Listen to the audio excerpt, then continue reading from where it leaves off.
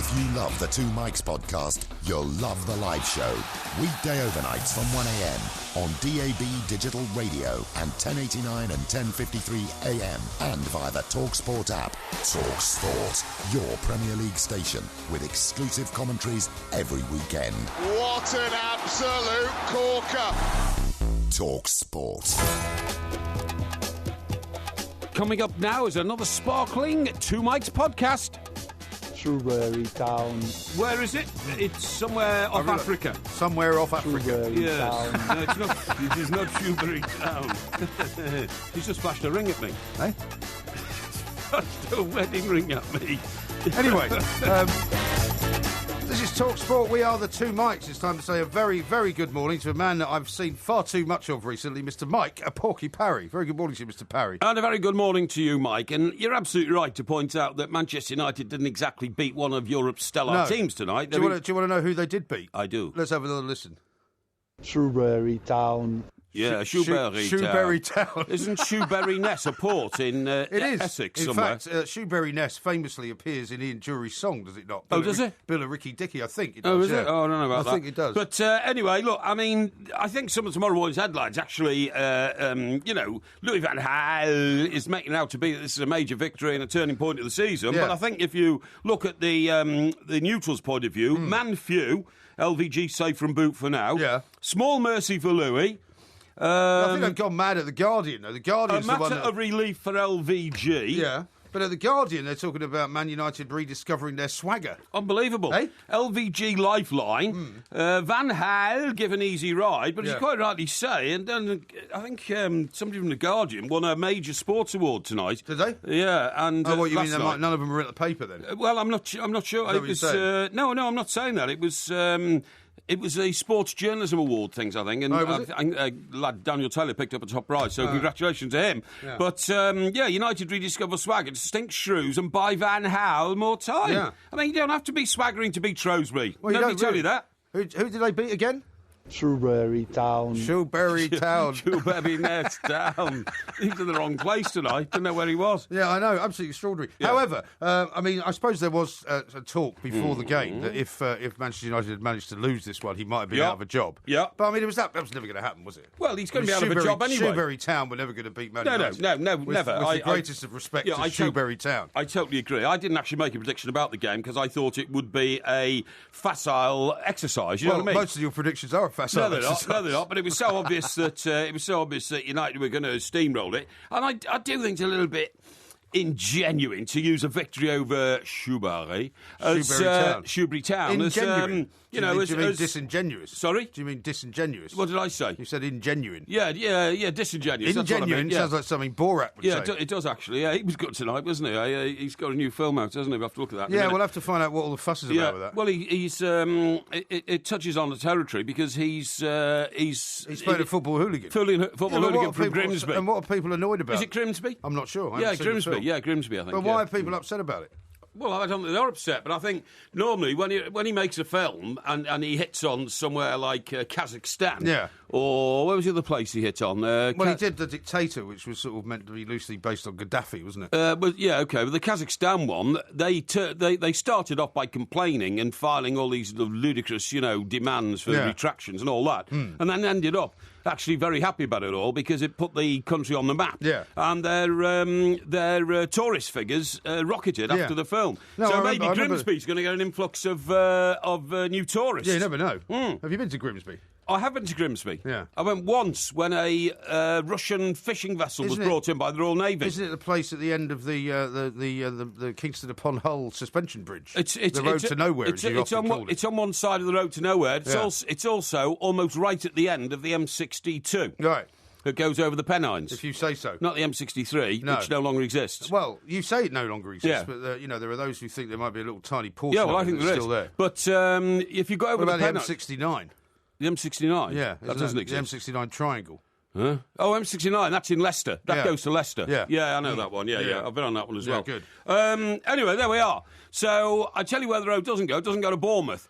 So, successful mission, certainly for Everton. Very We've gone down there successful mission, and won. Now we've got Chelsea. And they weren't put off at all by seeing you in the tunnel either. No, that would have been quite surprising. It was quite amazing, wasn't it? We went out and had a little chat on the pitch with Kelly. Young Kelly, yes. a wonderful media person down there. And also, you recognised an Everton, one of the Everton coaches. Darren Griffiths. Yeah. No. He was a media guy. Darren. Okay. Darren with the glasses. Oh, right. But it was bizarre that as we were walking back off the pitch, I saw two people coming towards me, and one of them was Jagielka. Phil Jagielka, yeah. And the other one was John Stones. Yes. And for some unknown reason, they nodded and sort of kind of said hello. So I'm sure they don't know who I am. I don't remember them saying hello. Oh, yes, yeah, I do. Yeah. Do you? Yeah, but I'm sure they don't know who I am, but they probably thought that because I was in the tunnel area, I was probably the thing was very important person. They were coming out, I guess, to do a bit of a warm-up. Yes, they were, It was about 40 yeah. minutes before the game was due to start. Yes. And we were doing this thing on the pitch, and Kelly, obviously quite sensibly, was keen to get us out of the way, because she said, well, the players are coming out the tunnel soon. That's right, yeah. But because we were kind of probably staying there a little bit later than she had anticipated. Yes. As we started to walk back down the tunnel, the players started coming out. That's right, yeah. I found myself locking eyes with Leighton Baines. Yes, I know, yeah.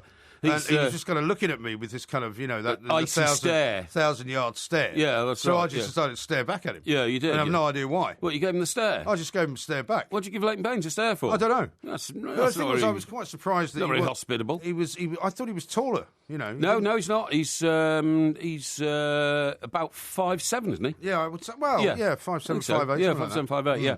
But a terrific player nonetheless. And I want to say a big thank you to Bournemouth and all the people there. It was lovely down there. I must say, it's the nicest football ground, I think I could say quite honestly, that I've ever been to. Well, in terms of the atmosphere, in terms of the people, in terms of how easy it was to get in and out of. And managed not to upset anybody the whole weekend, That which was is pretty good. extraordinary as well, yeah. Well, we don't think we did anyway, but we definitely did. We're still not sure why we were locked out of the boardroom, are we?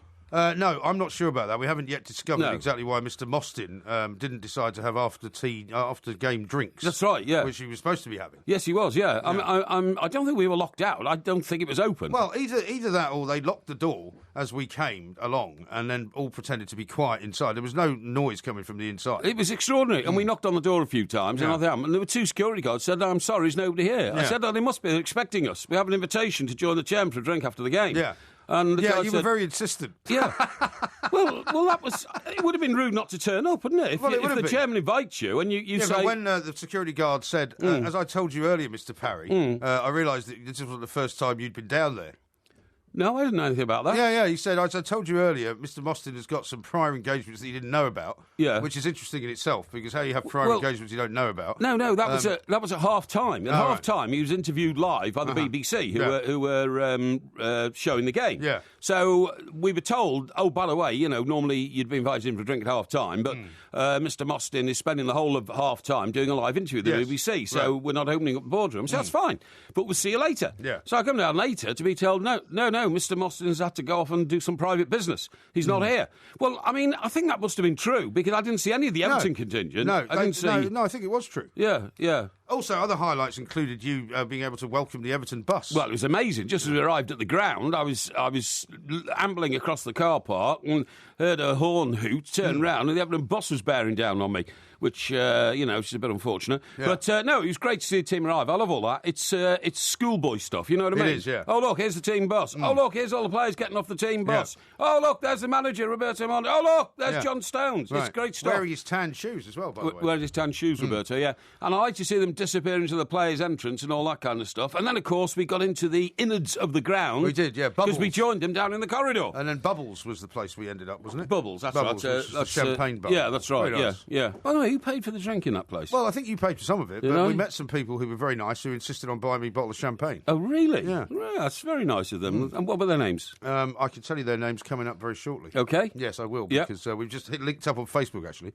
Oh, very good. So, and also people did enjoy the sort of play-by-play Twitter running commentary of your various I think they liked my old Spitfire pilot imitation, they didn't like they? That was quite funny. Yeah, and also, don't forget, onto the show tonight, we've got to mention a chap who's getting married. Yes. Right? Yeah. Because he said his wife is our biggest fan. Yeah. Well, we'll find out in a minute Luke, as well. I think, isn't it? Luke. I think it's Luke. Yeah. But Luke, we'll get that sorted. I'm not your father. This is Talk Sport. Shrewsbury Town. Talk Sport on DAB Digital Radio and 1089 and 1053 AM. The enduring home of football. It's modern radio. Only Tinseltown, it all happens big there. One of these days I have ambitions that we will be there, okay? Yes. In some form or another. Well, we've been there, actually, haven't we? We haven't actually starred in a Hollywood production or anything, you know what I mean? Well, not as far as we know. Not as far as we know. No. But I was reading something over the weekend about Lee Marvin. Lee Marvin liked to drink, okay? Yeah. You know, a bit like you, really. And, A bit like me. A few of our colleagues around here. Yes. But, You're not casting aspersions on my habits, are you? no, not at all. Thank goodness for that. Not at all. But anyway, he won an Oscar for his role in Cat Ballou, okay? Yeah. Now, during the making of the film, and most of it was in sort of made in Hollywood, you know what I mean? Yeah. One chap was employed, and he only had one role all day, and that was to get Lee Marvin out of the boozer and back to his hotel each evening, okay? Yeah. And the guy was given a car. And the only purpose of this car was to wrestle Lee Marvin into the back of the car Right. and get him to the hotel and get him out of the car and get him into his suite, OK? Yeah. But Lee Marvin started objecting one night. He said he gets claustrophobic and didn't want to get in the car. Yeah. So the guy said, well, I've got to get you back. It's more my job's worth. Right. He said, OK, we'll compromise. I'll go on the roof. So he climbed on the roof of the car, right? They're going along the freeway.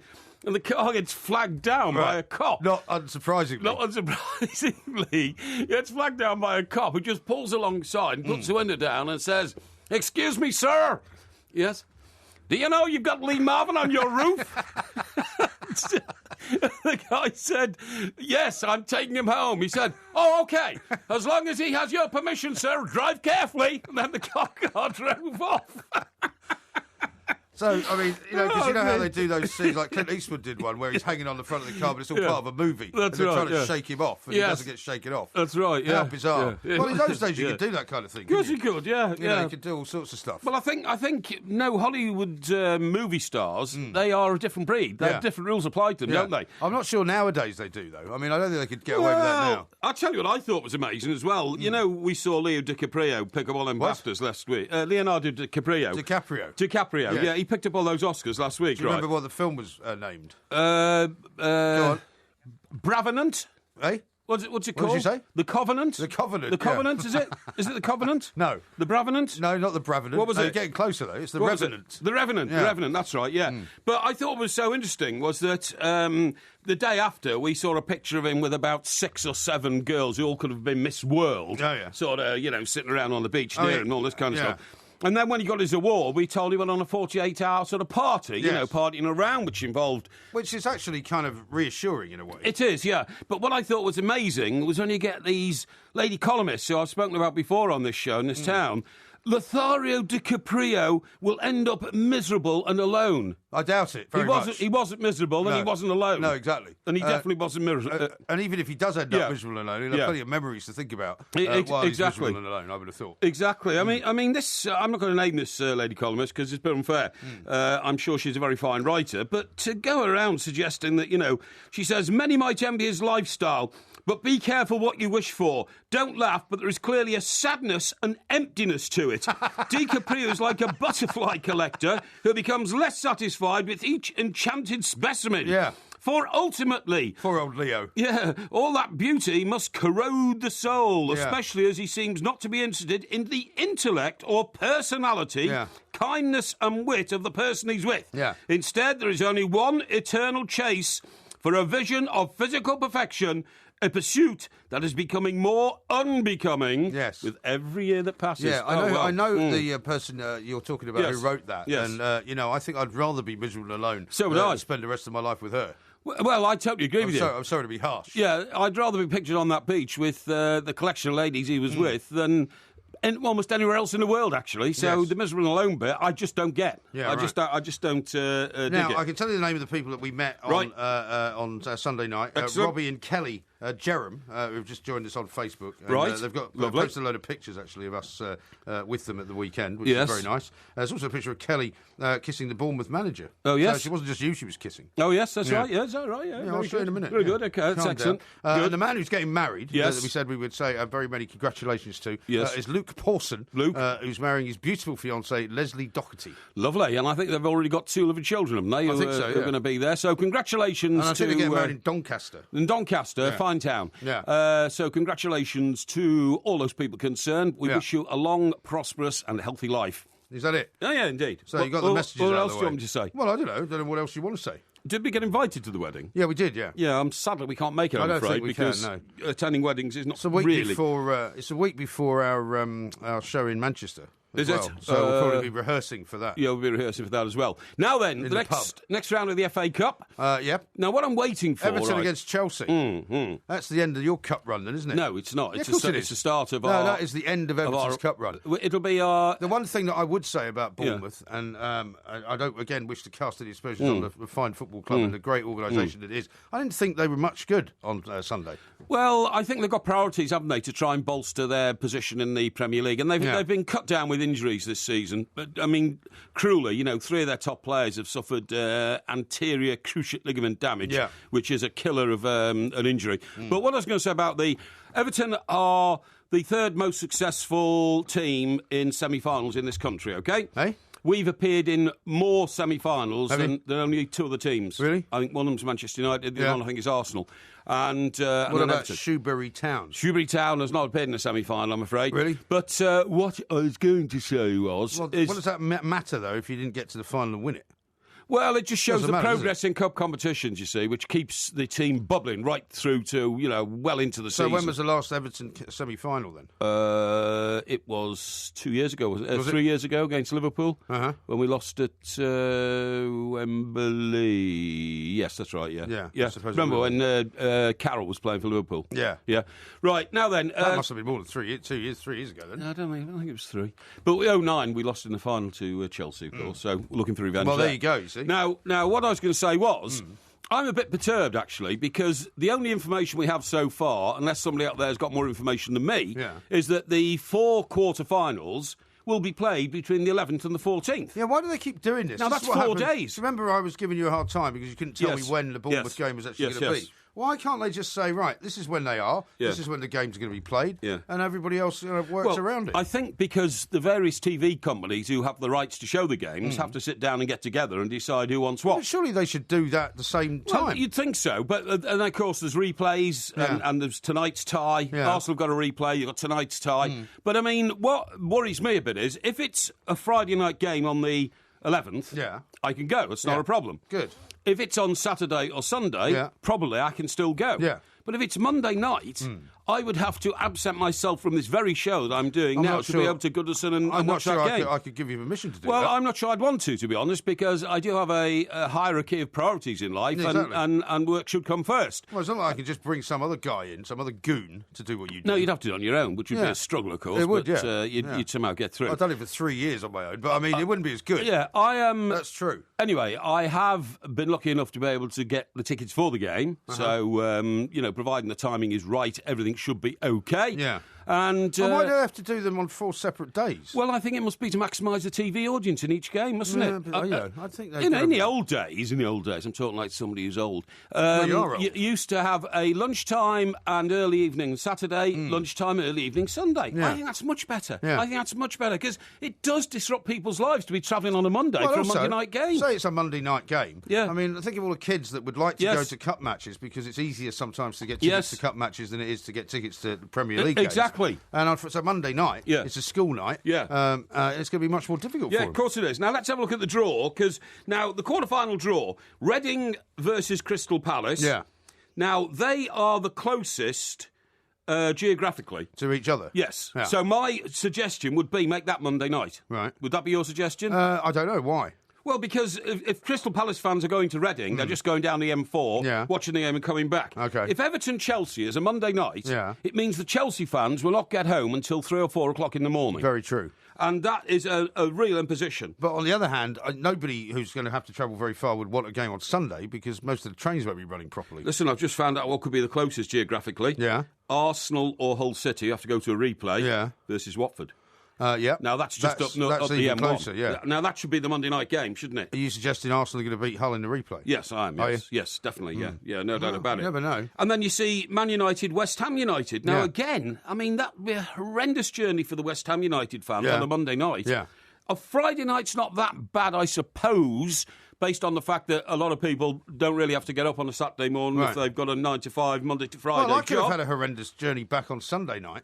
Yes. If I wasn't actually invited very kindly by your sister to stay. Exactly. Not by you, I hasten to add, because some people are kind of tweeting out, clearly getting the wrong end of the stick. Yes. Oh, I knew Porky was a good guy, and of course he would. Thank you. It was nothing to do with you. Hang on, who do you think swayed it? It was nothing to do with you. Well, if I'd have rung up my sister and said, I don't want this fat slob anywhere, near our family home. But I'd already met your sister sister in the afternoon, well, and she was obviously so charmed by me. Well, she may have been. decided that it would be a nice idea for me to come and stay. She may have been. Because I've got something written down here, right, which is occasionally I take notes of things that happen. Okay. In order for me to write them later in some kind of tome, right? Yes. And at one point I asked your sister, delightful sister that you Yes. have, who's surprisingly normal, I have to say. Surprisingly normal. Yeah. Well, because, somebody like you, I would think, would have a completely mad family. Oh, how She's dare you say completely that? normal. That's disgraceful. And we don't forget my brother-in-law Kevin, by the way. He also contributed to the odd drop of but at one point, vino you said to her, and I can't remember what the context of the question was. Yes. What's the worst thing that's ever happened to you? You said this to her. Right. To Jill? Yeah. What did I say? Why did you give her name out? Sorry, I shouldn't have said that. What was I saying that to her for? I don't know. Why did I want to know I've written these it things? down. Yeah. Because you know what she answered? No. Having you as a brother. Well, I set myself up for that one then, didn't I? Well, you did. Yeah, rather. Absolutely. We'll have some more tales from Bournemouth coming up. Gordon Hill's going to join us as well. Excellent. Telling us what he thinks of the Swagger returning against a Shoeberry town. The Swagger. This is Talk Sport. Talk Sport on DAB Digital Radio and 1089 and 1053 AM. Freedom for sport. Can we kick it? Yes, we can. Talk Sport. I don't wish to say that this show's going to turn into sending out messages to people, but occasionally we do it. So there's another one here from Sam, who says, seeing in my 24th birthday with the two mics, has Porky any advice on what I should be achieving this year or a birthday wish? Right, at 24. I know technically this could be an Ask Porky, but that's tomorrow night. So. Yeah, OK, but it's his birthday today, he's now celebrating his birthday. An hour and 33 minutes into his birthday, yeah? Well, do you know what? Birthdays never really have turned me on. And that's probably because my birthday because you don't like remembering how old you are. No. It's because it's registering. Well, you mean you never had a birthday party? No. Never? Well, not even as a child? No, not really. Your parents didn't give you a birthday party? My birthday... That's a shocking thing to have to admit. My birthday's wedged between Christmas and New Year. It's on the 29th. So I was one of them poor kids that's who always... why. Yeah, so that's why. We got you this for Christmas and your birthday. Yeah. You see what I mean? Is that when you were due, or did you arrive sort of early, late, or something like that? What do you mean? Well, because, normally there's a due date when people get... Well, you've never had that conversation with your mother. No, I don't have a conversation with my mother about my birth, for goodness sake. For example, one of my sons was due to be born, I think it was on Christmas Day. Oh, yes. But he actually was late, and so in the end, his birthday was in January. Oh, I see. OK. Yeah. No, it was nothing like that, no. But what was I going to say? Yeah, I mean... making that seal sound. Yeah, each year... Oh, talking about seals, I have a terrible story about another chimpanzee, which I've got to try and rescue. What's that going to do with seals? Nothing. No, we'll get back to that. Yeah, we will get asking back you about birthdays. You've got to give this guy a birthday wish or some advice. Yes. Well, what I was going to say is I've never really rated birthdays. I mean, every year... say that already. Every year now I do try to take the family out for a birthday, but if you remember this year... What, for your birthday? For my birthday, yeah. This year we were doing daytime shows, you remember? I was here with you. That's true, yeah. We delayed it, didn't we? You took me out instead. I did, yeah. And very nice it was as well, actually. Although, actually, I don't know if we did, I don't think you mentioned it was your birthday. I think I did. And anyway, we went off to Joe Allen, didn't we? With some friends, and that was great. Now, what I was going to say is, so I don't necessarily rate birthdays all that highly, because I think it's...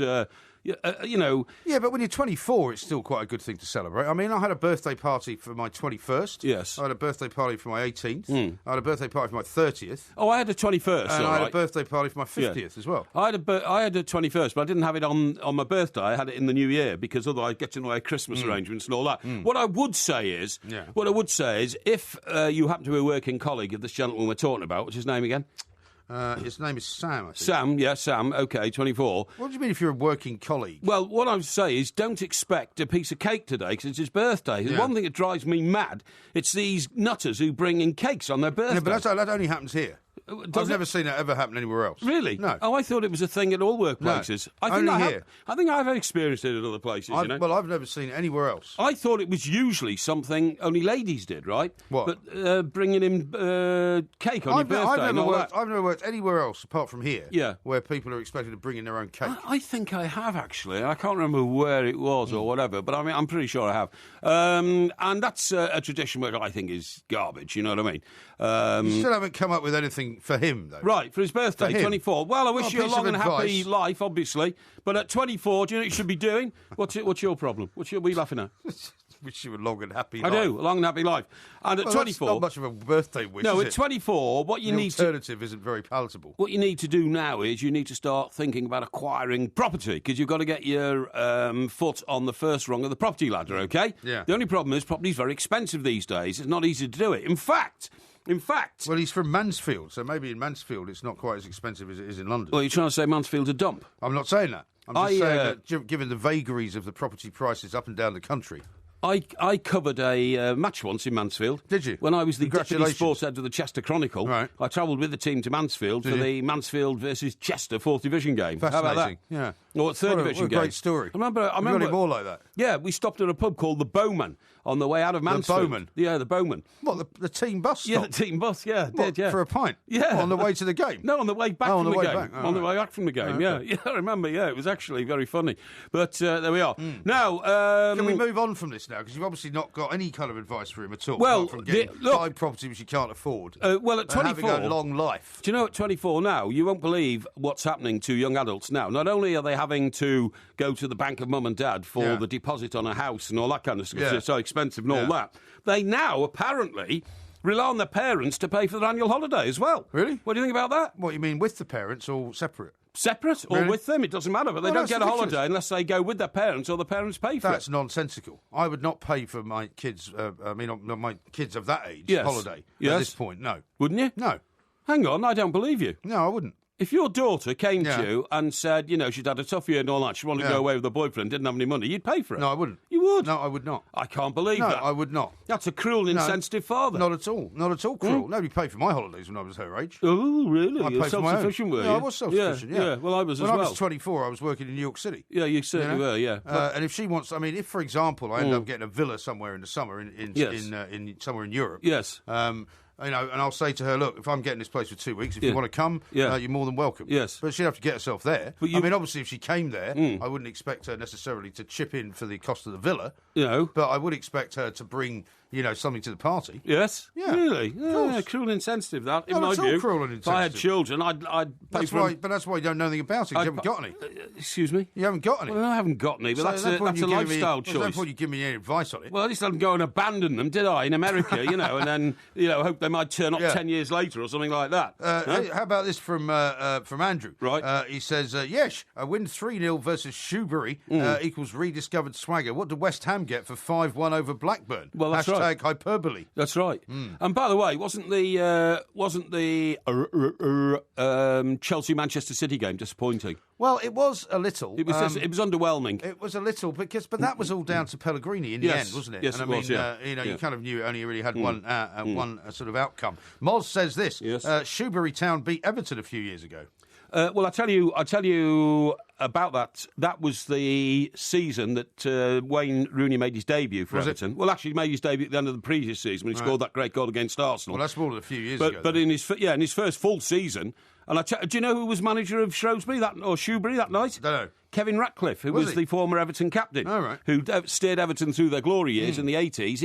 He was manager of Shrewsbury, and Wayne Rooney played, and we lost 2-1. Okay. I remember it distinctly. Well done. Yeah. Kevin says Leighton Baines is 5'7", Porky. You must mean 5'9.5". Oh, which is probably closer to it. Is he? Okay, sorry about that. I just remember thinking that he was much shorter than I would have thought. He's quite a slight sort of chap, if you see what I mean. He's quite slightly built. Yeah, that's right. He looks quite mean, though. I mean, he's very mean. The 1,000-yard stare was quite worrying. He's very mean. Do you remember a few years ago when I got a lift on the team bus to the game at Scunthorpe? Yeah, they stopped because they thought you looked like a down and out. No, that's what David Moyes said on the station. Oh, that's a bit harsh. And what happened was that as they got off the bus, Davey said, "Chaps, meet Mike Parry from TalkSport. He's a big fan of of you all, and And everybody gave me a very warm handshake, except Leighton, who gave me the stare. Did he? Yeah, he did, yeah. Oh, interesting. I think he thought that I was a bit of a freeloader. Yeah. Which I was, actually, because I was getting a free trip to the game on the team bus. Well, maybe that was why he was giving me the stare, because he told me that I was with you. Maybe, yeah. Maybe he remembered you. Maybe he remembered it, One from Johnny says, Porky didn't let us down, MG. I bet a friend he would put you up for the night after all. I knew Porky was a good guy. There you go. As I say, it was nothing to do with him, actually. Of course it was. Only due to the kindness of Porky's sister, but who is a very, very, very fine woman, yes. Completely and utterly normal. And to be honest, I can't imagine how on earth you were raised in the same house. And please don't ignore my brother-in-law, Kevin, who is He was a very, very fine host. Very fine host indeed. Very fine host. And my thanks to both now, of them. I'm not sure if we've got time. I have to rush through this because I've spotted something that I think is very, very key in working out what is going on inside that mind of yours. Oh, right? yes. 13 habits of exceptionally likeable people. Oh, yes. Is what I've found, right? And I've looked through these 13 habits. A study conducted at UCLA. Oh, right. And you don't do University any of them. of California, Los Angeles. Yes, and you don't do any of them, right? Go on. Now, these adjectives, like, for example, sincerity, transparency, capacity for understanding others, right? These are all skills. I'm into all of that. These are all skills. Into all of that. Which prove that you have a very, very social side to your emotional intelligence, right? Now, the first thing you do is you ask questions. That's not true. Who? I ask questions. No, you don't. I do. See, it says the biggest mistake people make when it comes to listening is they're so focused on what they're going to say next or how what the other person is saying is going to affect them that they fail to hear what's being said. Rubbish. Which you do all the time on this show. Rubbish. Second, they put away their phones. Also not true. Whenever I'm talking to you, you're always fiddling with your phone. No, right? I'm not. You do more of that than I do. Number 3, they are genuine. Yeah, right? I'm genuine. Being genuine and honest is essential to being likeable. Yes, that's right. Well, I'm genuine and honest. You're not. I'm very genuine and very honest. No one likes a fake, it says here. I'm not a fake. Yeah. They don't pass judgment. Number 4. I don't you do pass that all the time. I do not. You do that all the time. I do not. Being open-minded makes you approachable and interesting to others. Yeah, that's me, But you're not. Yeah. They don't seek attention. Number 5. I don't seek attention. People are averse to those who are desperate for attention. I don't seek attention. I sometimes become the centre of attention, but that's not really my fault. They are consistent. Few things make you more unlikable than when you're all over the place, right? Yeah. To be consistent, you must be reliable, and you must ensure that even when your mood goes up and down, it doesn't affect how you treat other people. Yes. No, you don't do that either. They use positive language. Yeah, I use positive language all the time. Cognizant of your gestures, expression, and tone of voice. Yes. Making sure they're positive. Yes. Will draw people to you. Yes, well, I think that's right. I noticed that character trait in me. Yeah, they leave a strong first impression. I do always leave a strong first impression. In fact, people sometimes decide whether they like you or not within the first 7 seconds of meeting you. That's right. Sometimes I give, particularly if it's a man, well, actually always if it's a man, not a woman, I give them the killer crushing handshake. You know what I mean? Right. So let them know who's in charge. You know what I mean? Yeah, okay. See, how about this around here, pal? You just got 5 broken fingers. They greet people by name. Yes, I do. You don't know anybody's name. I usually call people mate. Yeah, or love. Or pal. Or no, I don't, no, not love. My dear. My dear. My It's dear. a good one to yeah, get but over the point is that's not women. their name. Yeah. Well, it says here your name's an essential part of your identity. Likeable people make certain they use others' names every time they see them. Yeah, but unless people are wearing badges, how are you supposed to know somebody's name when you first meet them? You don't know anyone's name. I do. You don't even know the name of the girl behind the glass, do you? Of course I do. What is it? I'm not going to get into that. You don't know it, do you? Forget it. I'm not going to be embarrassed by having to prove that I know the name of the people I work with. I don't know the name of my producer. They smile. I smile. I smile all the time. They naturally mirror the body language of the person they're talking to. Exactly. Exactly. They know when to So when I'm talking to you, I feel fat. They know when to open up. Yeah. You are fat. You should feel fat all the time. No. I am an open book to a lot of people who can confide in me if they wish. In fact, I find that a lot of time people do confide in me. All right, a couple more. They know who to touch. Touch. Well, you've got to be careful with the old touching thing these days. When you touch someone during a conversation. Yeah, well, you have got a habit of elbowing people. No, I don't elbow people, yeah, but I can touch them on the shoulder or something like that. They balance passion and fun. Yes, that's me, yeah. I'm a passionately funny guy. They bring it all together. I reckon you fail on at least half of those. I think I've got all those attributes. And in fact... means you're not very likeable. In fact, I'm really glad you brought that survey up. As far as I'm concerned, I tick every single one of those, so I'm very, very pleased with myself. Okay. Very pleased. You are always pleased with yourself, but you're not very likeable. That's the point. This is Talk Sport. On DAB Digital Radio and 1089 and 1053 AM. The pressure's on now. Relieve the itch. Talk Sport. Think about the shoes upon your feet today. It's a magic world when your toes uncurl. True. Strawberry Town. True.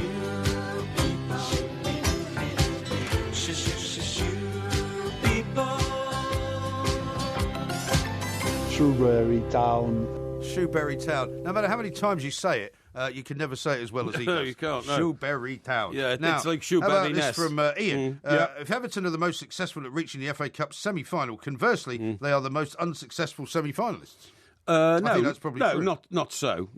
I mean, Everton's record in the FA Cup over the longevity of their existence stands up with anybody's, if really. they've reached the most semi-finals, unsuccessfully not going to the final... Well, they have gone to the final. I mean, we've won the Cup quite a few times, you know. Yeah, I know that. We won the Cup I'm just reading out the tweets. Just don't need to get all 1906, 1933, 1966, 1984 and 1995. So how many is that then? I thought we'd won it 6 times. Right. 1906, 33, 66, 84, 95. And we've lost in 5 finals, by the way, I've got in most, my lifetime. from Steve here, most defeats 8 Everton. I don't know whether this is finals or most defeats in what? In the FA Cup, presumably. I don't know which game that could be, a semi-final or a final. Well, it must I don't know. be the semi-final or the final. 1893, 1897, 1907, 1968, 1985. Yeah, 68 we lost to West Brom, so they're losing finals. So these are finals? Yeah, losing finals. Right, so 93, 97, 1907, 1968, 1985, 1986, 1989. That's right, 3 times in the 80s. Yeah, that's right. That's enough to really put you off, isn't it? 3 times in the 80s, so you've been 8 twice times against Liverpool. Losing finalists. Yes, that's right, yeah. Well, that's quite a record then. And of those, I've seen, here, let me get it right, I saw 68 West Brom, and then 85, 86, 89, so that's 4. So you've been to more losing FA Cup finals as an Everton fan than winning ones. I have, yeah. And 2009, that's 5. So I've seen 5 losing finals, I'm afraid. Dear me. And how many winning finals? Winning finals, well, 84 I was in America with you, so I didn't get to... So you didn't see that one? I didn't see that one. That was the Steve Sherwood one, obviously Andy Gray and Steve Sherwood. Yeah. I went in 66 with my dad. I didn't go in 68 for the West Brom one. We just couldn't get tickets. And I saw 68 Everton... they lost? They lost against West Brom. I thought you said you went to that. No, I didn't. I went to the 66 one. We beat Sheffield Wednesday 3-2. So you've only been to 4 of the losing ones then? 85, 86, 89, 2009? Yes, that's right. Okay. Yes, that's absolutely right. So may I put the question to you again? Yes. Mr. Parry? Yes. So you've been to more losing cup finals than you've been to winning? Well, I saw them win in 66. I didn't see them win in 84, but obviously they were on telly in America, and I had to go to Canada to watch it, actually, because they didn't show it in America in those days. So you've been to 1 winning cup final? No, 66... why did it take so long to answer this question? Hang on. And 95. So you've been to 2 winning cup finals. You've been to 4 losing. That's right, so, yeah. Can I put the question to you again? Yeah, go on. So you've seen them lose more times in the final than you've seen them win? Well, I've answered that question 3 times now. I don't know why you keep asking it. You keep telling me about how you went to Canada. Dope. Anyway, Yeah, I did. How about this? Pretty sure Phil Jagielka was nodding at the Bournemouth tunnel, asking who's that shambling, bladder-rated tramp. He could have done. Bill. He could have done. I mean, we had a glass or two, hadn't we, in the hospitality suite before we went out onto the pitch. Actually, but no. we were in very good... No, you see, you're giving the wrong impression here. What do We you were mean? not in the hospitality suite. We paid for the drinks that we had. That's what I'm saying. Well, the hospitality street infers that we were in a I place see. where you were getting free drinks. We were in a place called Bubbles. Which you get accused of all the time. Yeah, we but were in a I place will not called be Bubbles. accused falsely of getting free drinks. Hang on. We were in a place called Bubbles, right? And it's a champagne bar, and we pay for all our champaign, right? Well, I don't drink champagne. Except for the bottle that was bought by the very nice people. That's very that we nice met. of them, but I bought you one because I found the receipt for it, but I don't drink champagne. Yeah. But it's very cheap. It's only £35. Really? Yeah, Very good. Yeah. Now, how about this? A lot of people But hang on. If you're going to get specific, What? you have to point out to the audience that we bought our tickets, didn't we? We also bought the tickets, yeah. No. Can you correct that, please? What? Who actually bought the tickets? The 2 Mikes bought the tickets. No. I think I bought the tickets. I thought you told me the 2 Mikes bought the tickets. I think you'll find that I have taken personal responsibility for the cost of the tickets. Okay? So the 2 Mikes didn't buy them then? Well, You told me the 2 Mikes bought them. I'm not sure which account it's. You don't know which account. To, I'm but not sure you should be in charge of any account. Well, then. no, I'm not in charge of anything. You told me the 2 Mikes bought the tickets. No. Our money man sorted it out. I'm not sure where it came from. Let's gloss over that because it's getting a bit technical. Right. The point is that they were not free tickets. No, they weren't free tickets. No. People often accuse you, particularly, of freeloading, and I can assure you that is not my way, and that's not what we did. We were offered hospitality and we declined it because it was very, very kind of them. But you do feel that Bournemouth fans deserve. Maybe that's why we were locked out of the chairman's office. Well, no, it wasn't. There was nobody in there. And I mean, I didn't see Mr. Mostyn. You don't think they're all in anyway. there hiding? Well, it could have been. I don't know. But I don't think so. No. There was a chap there just said, look, I'm sorry, there's nobody in there. Yeah. The door was locked. I've told you once. Yeah. So, I mean, you're right. Unless they were behind the door all saying, but maybe they were. It's the two mics outside. The two mics are outside. Shut up until they've gone away. Yeah. And that's a bit conspiratorial, isn't it? I don't think that was what was happening. I don't think so. How about this? A lot of people saying I'm completely wrong about the birthday scenario. Right. Matt says, when I worked for a waste collection company, it was customary for people to bring in cream cakes there you go. on their birthday. There you go. And William says, here in Ballarat, Victoria, in Australia, all the drivers bring in cakes for their birthday. Yes, well, they do. And then he says, come on, you gooners. How about this one? Where are we? Yeah. There's loads of them. Anyway. It is remarkable that Porky is the antithesis of 75% of those qualities. What do you mean? I was just reading out. What, you mean I'm the opposite? Yeah, you are. Yeah, that's not very nice, is it? Both the crushing handshake and the weak grip shake are dead giveaways to insecure plankton. Has Porky got a Napoleon complex? No, I've got a Napoleon complex at all. It's just, you got to let people know who's in charge, basically. That's what I'm talking about. Rob says, well done, Porky's sister. She puts her brother to shame. Yes. Did MG get new slippers for the stayover? Well, once again, it was nothing as weird as that. You know, there were indeed many ensuite bathrooms, and it was a beautiful house. Yes. But we were very, very generously hosted, and I was never at any point asked to put on a pair of slippers. No. I was asked quite rationally and normally if I wouldn't wear my shoes upstairs. Exactly. Which I thought was fine. Yeah, which you so didn't. I didn't need to, because I did suggest to you I could bring my own slippers. Yeah. You know? Well, no, I hadn't. We hadn't even invited you to stay at that point, so there was no point in bringing them, I don't think it's anything to do with you. I think it was all down to her. I think, to be honest, she wanted me to escort you back so that you'd have somebody that could sort of, talk to you at the same language and the same level of adoration. I think not. I think it was. I think not. Here's one from M. How can MG call Porky unlikable after he took him to the football and let him stay over? Exactly. Porky, you are loved by the people. You champion. Thank you very much indeed. Well, first of all, my understanding was not that he took me to the football. He did drive me down there, which was very nice, in his brand new Mercedes. Yes, exactly. Very nice. Drove you down there, put you up for the night, provided the ticket. What more do you want? Well, a little bit of respect, maybe. A little bit of respect, yeah. You only get respect, mate, if you opt into a relationship, not kind of opt out of it, if you see what I mean. Opt into what relationship? Well, the close bond of colleagueness we have. Yeah, right. I'll let you know. This is Talk Sport. That boy needs therapy. Psychosomatic. That boy needs therapy. Psychosomatic. That boy needs therapy. Lie down on the couch. What does that mean? You're a nut. This is Talk Sport. We are the two mics. There will be a podcast coming out a little bit later on. Winners and losers, of course, coming up a little bit later on in the show as well. But coming in the next hour, our good friend Mr. Clayton Anderson, former astronaut, is going to talk us through these weird noises that the people on Apollo 10 heard. Yes. Strange, spacey music, they described it as. Yeah, they did, didn't they? On the far side of the moon. Yeah. Now, have you got time to talk us through this monkey thing you've spotted? Well, or not really? I'll tell you about the monkey thing in a minute. What I really want to talk to you about is this ridiculous game that's been invented over the last couple of years called walking football. Have you ever come across this? Well, I've seen references to it, yeah. This is for people who are too unfit to play real football, right? It's ridiculous. You're supposed to play football at walking pace, right? You know, it's for older people over 50. Well, I'm over 50. A bit like Andrea Pirlo. Yeah, Andrea Pirlo. At walking pace. Yeah. He's rather good at it, though, isn't he? If the 2/3 of my heart that don't worked, I can play football still. And I'm older than 50. Don't forget, we've still got to organise the old the penalty shootout. We certainly have, but it says here that what happened was it's now being taken so seriously in a match between Canterbury and Herne Bay. Right. You know where Herne Bay is? I do indeed. Kent. Kent, that's right. Yeah. Players started punching each other because at snail's pace. Yeah, they play it 20 minutes each way at walking pace. The referee made it clear before the kick-off there was to be no physical contact. But early in the game, two men squared up after alleged shoulder charge. How can you shoulder charge someone at walking pace? I've no idea. Everybody. I suppose you. I mean, it's the sort of thing you it happens sometimes on the underground, doesn't it? Yeah. People kind of bump into each other. That's right. Yeah, and you say, "I'm sorry." Everybody got involved to try to break them up. Said Roger Betts, who's aged 67. He runs the Canterbury club. Right. Luckily, due to the fact that the Canterbury player is 2 foot shorter than the Herne player who took him on, no serious damage was done. Well, which one shoulder charged the other then? How can you shoulder charge somebody who's 2 foot smaller than you? I've no idea, but it also says that sounds very odd. It says, instead of being sent to the sin bin, they have sin bins in walking football. Yeah. Ron Boddy, that's his name, Ron Boddy, who's the manager of Herne Bay, said the players were sent off and the match was abandoned. Blimey.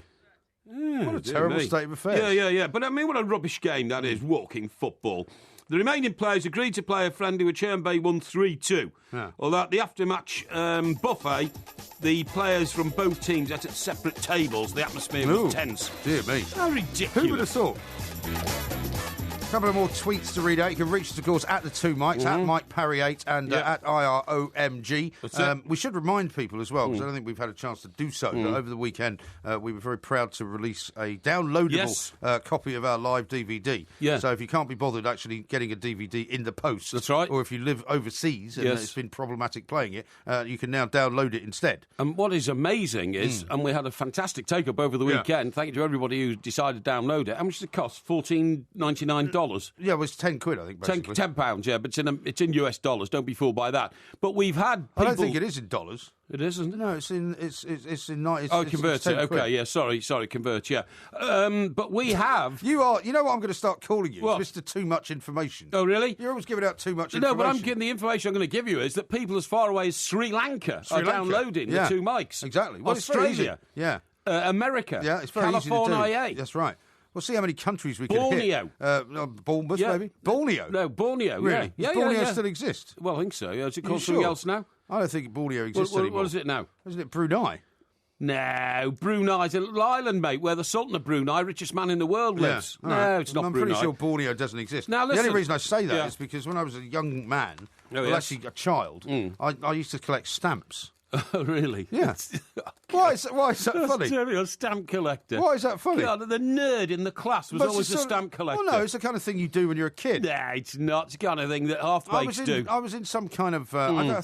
stamp collectors are weirdos. Oh, really? Yeah. That's really good coming from you. Yeah. No, there was I can't remember why I got into it. I only did it for about a year or so. Yeah, and then you lost interest and started collecting butterflies, probably. No, I never collected that, butterflies. Yeah. Although I was a big fan of The Butterfly Collector, which is a great film. Yeah, okay. Bizarrely, starring Terence Stamp. Did you ever... Terence Stamp, yeah, I like that. That's good. Did you ever collect coins? Yes. A mate of mine had a really impressive coin collection, and I heard, years later... He sold it for about 50 grand or something. Well, I don't know what's happened to mine. Because I used to have 1901 pennies with Queen Victoria's head on them. Golly. Yeah. And I had all sorts of farthings and things like that. I always collected foreign coins from wherever trips I made. But also I had a Winston Churchill, commemorative crown, I think it was. Really? Yeah. Why? That kind of thing.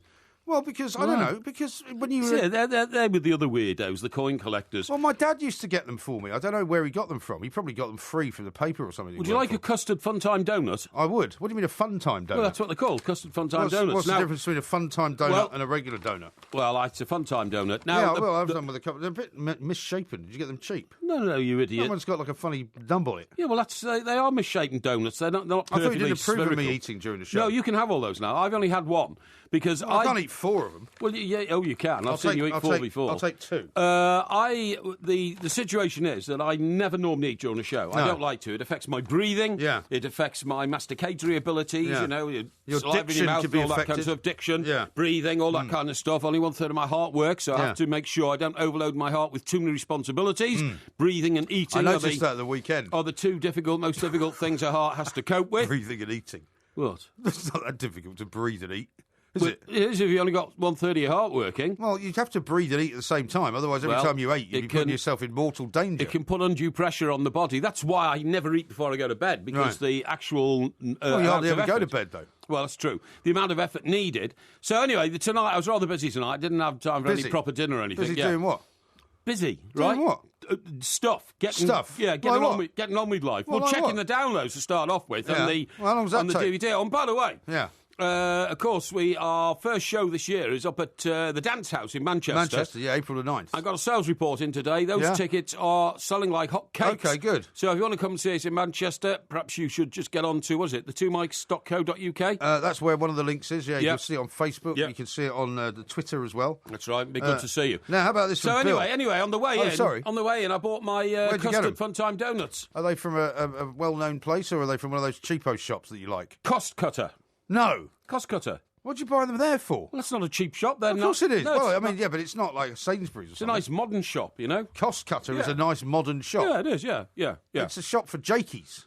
For what? Jakies. What's jakies? It's a Scottish word for sort of down and outs. Oh, well, that's rubbish. That's a terrible thing to say. How can you possibly brand the only people you ever see in a cost cutter are dodgy-looking characters, is all I can say. No, not... But I go there, use it all the time. Well, there you Get are. my croissants there. I I like a croissant, by the way. Oh, by the way, talking about croissants... You know the English are trying to make them straight. Yeah, exactly. You're going to tell me about that? I was going to say to you, for someone who... Well, isn't that a bit ironic? What do you think croissant means? It means crescent. That's right. And what shape is a croissant? It's normally a crescent shape. And that's why they call them croissants. So what are they going to call them? Straights instead of croissants? I don't know what they're going to call them, but apparently one of the reasons they want to make them straight is because it's too difficult to cut them in half and put your jam on them. And put jam and butter and whatever else in them. Ridiculous, that is, isn't it? That is nonsense. It's a typical... I mean, it's funny that it should be happening in the midst of all this Euro nonsense, though. It's right, yeah. We'll talk about, I'm sure, at some point during the show. Sainsbury's have decided to... I think it is another supermarket chain. Oh, it's Tesco. The timing is indelicate, to say the least, just as David Cameron is seeking to win concessions from our European partners. I just said that. Yeah.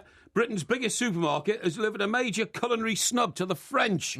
Tesco announced yesterday that it is saying au revoir to the traditional croissant. From today, supermarket chain will sell only straight-edge pastries, really. That's ridiculous. By the way, funnily enough, I saw a report last week which was the exact opposite of that. Oh, yeah. Another supermarket chain, I'm not quite sure which one it is, has now decided to sell odd-shaped vegetables. Oh, I've seen that. I've seen that. People apparently, as far as most of these supermarkets are concerned, would never buy a carrot unless it was straight. That's right. Would never buy, a tomato unless it was round. Yes. Would never buy, a potato unless it was of one particular shape. And so apparently, loads and loads of food goes to waste because it all gets kind of chucked in the bin. Yes, that's right. On the basis that it's not good enough for supermarkets. Right. So now what they're doing is they're putting together vegetable boxes for people who are not worried about what shape their stuff is, and get it cheaper, do you? And just to make use of it, really. Yeah, good idea. I mean, I wouldn't care what sort of shape a carrot was, would you? No, I wouldn't really. No. How about this for a job title, right? So you meet all sorts of people in life. Already, by the way. Yeah, don't worry about that. We're time is racing. Yeah, don't worry about that.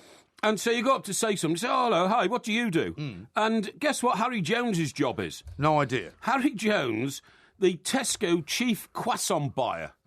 Chief croissant buyer. Don't they? I thought they made them in their little local bakeries. Well, I suppose they. I used to make croissants, Don't be ridiculous. I did when I worked in the bakery in Hampstead.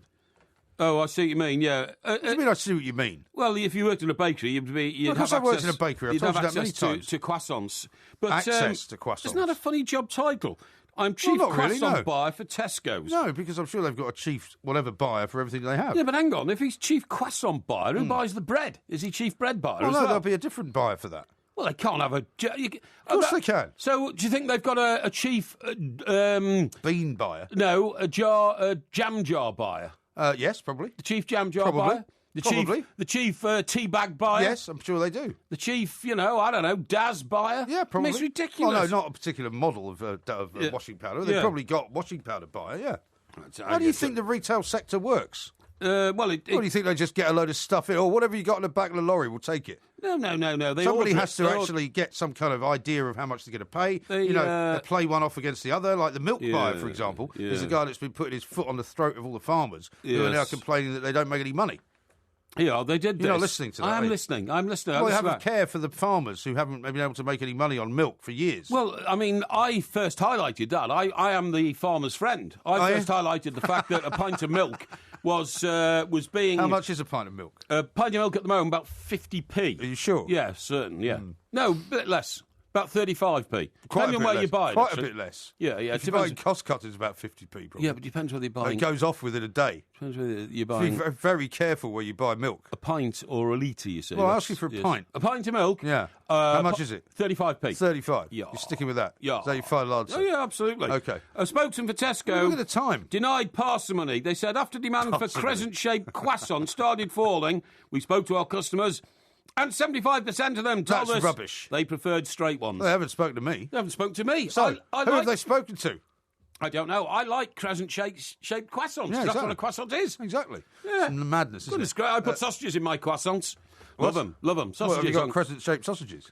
No, you idiot. I'd chop the sausages up, you fool.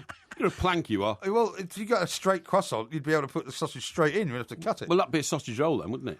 Sausage croissant. Yeah, sausage croissant, yeah. This is Talk Sport. Okay.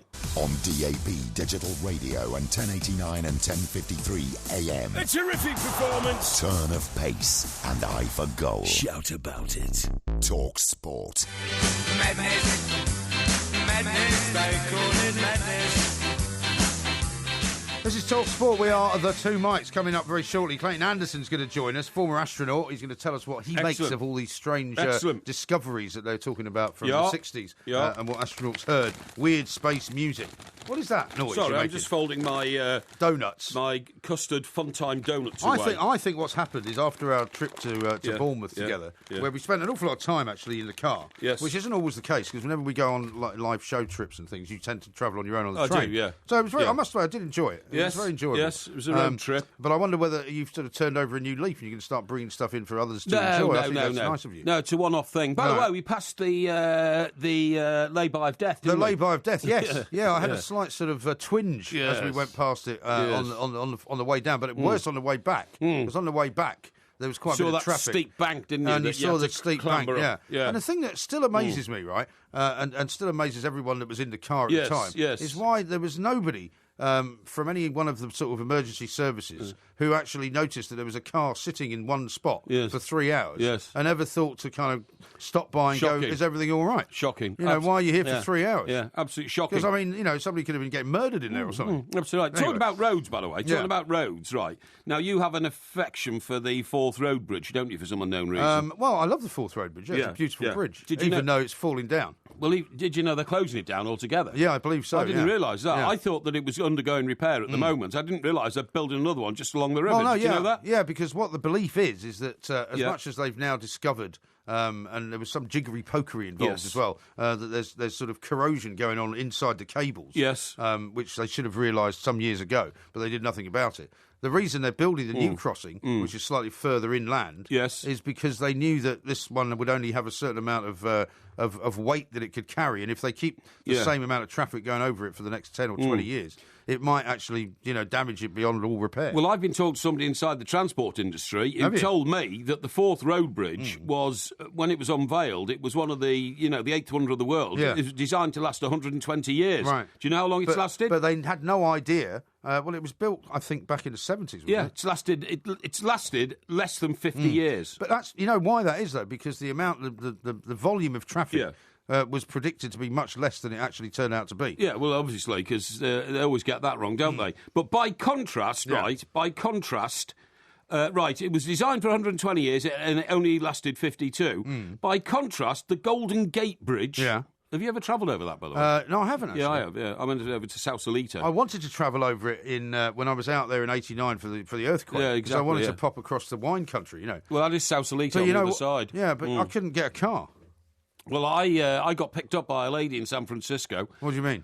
I picked up by a lady in San Francisco. In what way? What, with your thumb out? No. She hit on me in the cocktail bar of the Sir Francis Drake Hotel, actually. Did she? Yeah. She hit on you? Yeah, she was amazed by my fantastic British accent and all this kind of stuff. So she took me back to her place, which is in Sausalito on the other side of the bridge. She's been in a cocktail bar all day. She's obviously, lost her faculties. No. You're a catch. No, she was driving. She didn't even drink. She had like some, sort of non-alcoholic drink or something. Really? Or whatever, yeah. But anyway, it was an open-top car. It was very nice. It was a great experience. You never told me the story. Yeah. So what happened? What do you mean? Well, what happened when you got to Sausalito? I spent some time with her. How much? The rest of the day. No, I mean, how much did she charge you? Sorry. What a ridiculous question. That's a vile question. All right. Well, tell me what you did then. I don't mean in very, horrible detail. You spent the night there or what? No. Yes, I did, actually. Yes, I did. Yes, that's right. She brought me back the next day. That is absolutely right. What did she do, this woman? Well, she was a model, I think. A model? Yeah, that's what she told me she was doing. Anyway, she lived in you expect me to believe this house. Story? Sorry? You expect me to believe this story? Yeah, I do expect you to believe the story. And do you know what? What? You won't believe this. No, I won't. I don't believe it already. I think I've told you this story before. You've never told me this story before. Yeah, that's why I don't believe you. As we were driving across, right? Yeah. We passed a TV truck. Which level were you crossing? the road level. I didn't know there was more than one level. Well, you didn't know there was more than one level? No. And you've been over it? Yeah, I have, yeah. Well, it's got 2 levels. Is it? Okay, yeah. Well, I believe... Do you not remember that famous footage of the Bay Bridge, which is a similar bridge, but, doesn't cross quite as far? That's right. When the earthquake happened and part of the road fell down. Yes, that's right, yeah. And a car was driving it at the time. Right, yeah. And it went right down from the top level to the bottom level. I remember that, yeah. No, but when you're on one level, you can't see the other level. That's all I'm saying. No, but if you're on the underneath level, you'd realise you were not on the top. Exactly. Well, we were on the top, definitely, because the sky was bright and all this kind of stuff. What sort of car was it? It was an open top, like Oldsmobile. Was it? Yeah. Anyway, so we're driving across. Just make it up as you go along now. No. We're driving across, and there's a TV truck. And I insisted she pulled into... There are, like, little bays, where if you break down, you have to come off the road and all that kind of stuff. Yeah, bay, yeah. San Francisco Bay. Yeah, and because in those days I was a super keen, super hot newspaper reporter and couldn't let anything that I thought was news pass me by. Right. This is why you've been spending several hours in a bar with a woman and now going home with her. Yes. What did the office think you were? Oh, no. I was out there on vacation. I mean, it wasn't a problem. Yeah. Well, facility trip. No, I think I paid for myself, actually. Yeah. I went with a mate of mine, and he'd... I don't know where he got. Where he got? I don't care. I don't know. Didn't care. As soon as I got picked up by this lady, I think I told him I was picked up going to the loo or something. Never came back. But anyway, so we pulled into quite a long way to go for a one-night stand, that. No, it's not. Sausalito. It's not. It's about 5 miles the other side of the Golden Gate Bridge. Yeah, I know, but the Golden Gate Bridge takes about 20 minutes to cross. It does, yeah, actually. And it's a wonderful little town. Anyway, point of my story is... Yeah, go on. So we pull into this service area, which is designed for cars to break down. And I walked back, which was against the law, really, because you shouldn't have been walking on that bit of the... Right. I wanted to find out what this TV truck was doing there in a roped-off part of the bridge. Yeah. And you know what they were waiting for? What? Somebody to jump off? Yeah, they were waiting for the 1,000th person to jump off the Golden Gate Bridge. Or just waiting? Yes. Well, even though there wasn't anyone there? No. But somebody would... Well, they're giving them a rose or something. No, you are the 1,000th person yeah. to commit suicide here. Exactly. That's right. Yeah. Shocking. And I said, isn't that a bit macabre? I said, well, it's the way of life in this town, and I said, oh. And then they told me the whole story. Only 2 people who've jumped off the bridge have ever survived. Yeah, well, it's a long way down. A long way down. But it's like hitting concrete, by the way, so far down. Yeah. One of them only barely survived because he landed on his feet and pushed his spine up through his head. So he didn't last long. And terrible story. But another guy actually landed on his back and survived. You know? Yeah. So did you ever see this woman again? No, never. Never? Never. Well, you never wanted to see her the next day? No, we were moving on because I was moving on to San Diego. Right. I was doing up and down what about the next time you were back? Pacific Coast. You don't keep in touch with people? Not really. I mean, why not? Well, I don't know. I mean, if I'd have gone to say another 18 months later, life would have changed completely and my life would have changed completely. Did it not go well? No, it did. It went very well. Did it? It went very well. Okay. I mean, I was only a young man and it was quite thrilling to be taken into the embrace of an all-American girl. There? Yes, she did, yeah. Well, there we are. Well, what's her name? Sorry, I don't know. You don't know? I've no idea. You don't know her name? I've no idea. You seem very surprised. Well, only because you never told me the story. Well, I'm sure I've told you before. No, you've never told me about going across the Golden Gate Bridge. You've never told me about... You've told me the story about the people jumping off. Yes. And the truck. Yeah, you've never told me about this woman. Yeah, that's the only way I got over there, because I didn't have a car myself. So how'd you get back? She drove me back. When? The following day. Oh, I see. And dropped me back at the... Was there any kind of awkward silences? No awkward silences at all. I wonder, how did you say goodbye to her then? Don't know. Did you just jump out of the car at the traffic lights? Sort of. I mean, it's in the front of the Sir Francis Drake Hotel. I said, thank you, gave her a kiss. I said, yep, come on, let's keep in touch. And then we didn't, because you don't. Simple as that. So you just lied to her? No, I didn't lie to her. I just let life take its course. Yeah. And life took its course. So beware, if you ever say to anyone, let's keep in touch, you know what you mean. And sailed off into another direction, that was all. How about this one from Bill? Yep. He says, ha, Porky the hypocrite. He opts out of your professional relationship for Clash of the Titans. Yes. In a heartbeat. Yes. Hashtag plank. No, because that doesn't... No. When I do Clash of the Titans, I don't do it instead of this show. I do it in addition. Yeah, OK. So there's no problem there, is there? Not at all. Woodenhead says, did you hear any weird space sounds when he was an astronaut and went to space? Who? You. You mean when I was on the Concorde? Well, you call yourself an astronaut. Well, anybody goes over 55,000 feet can call themselves an astronaut. That's not true. And we flew at 60,000 feet. I know that for sure. That's not true. No, I didn't hear any strange noises at all. Listen, let me ask you this. Have you seen the time, by the way? Have you seen time? Yeah, I've seen the time, yeah. Now, let me ask you this. You know who Ross Kemp is? Yes. Do you know that there's a weird story knocking around that he was actually responsible for the crash of a £40 million Apache helicopter, sort of thing that Harry flew? Oh, was he? Yeah. It says he was doing a show out in, where would it have been? Somewhere like Afghanistan. He went out to Afghanistan, I think. Afghanistan, that's right, yeah. And apparently the pilots were so starstruck by his presence, they completely lost focus of the machine that they were flying and managed to crash it. Wow. And although they happily both survived, the machine was written off, it snapped in two.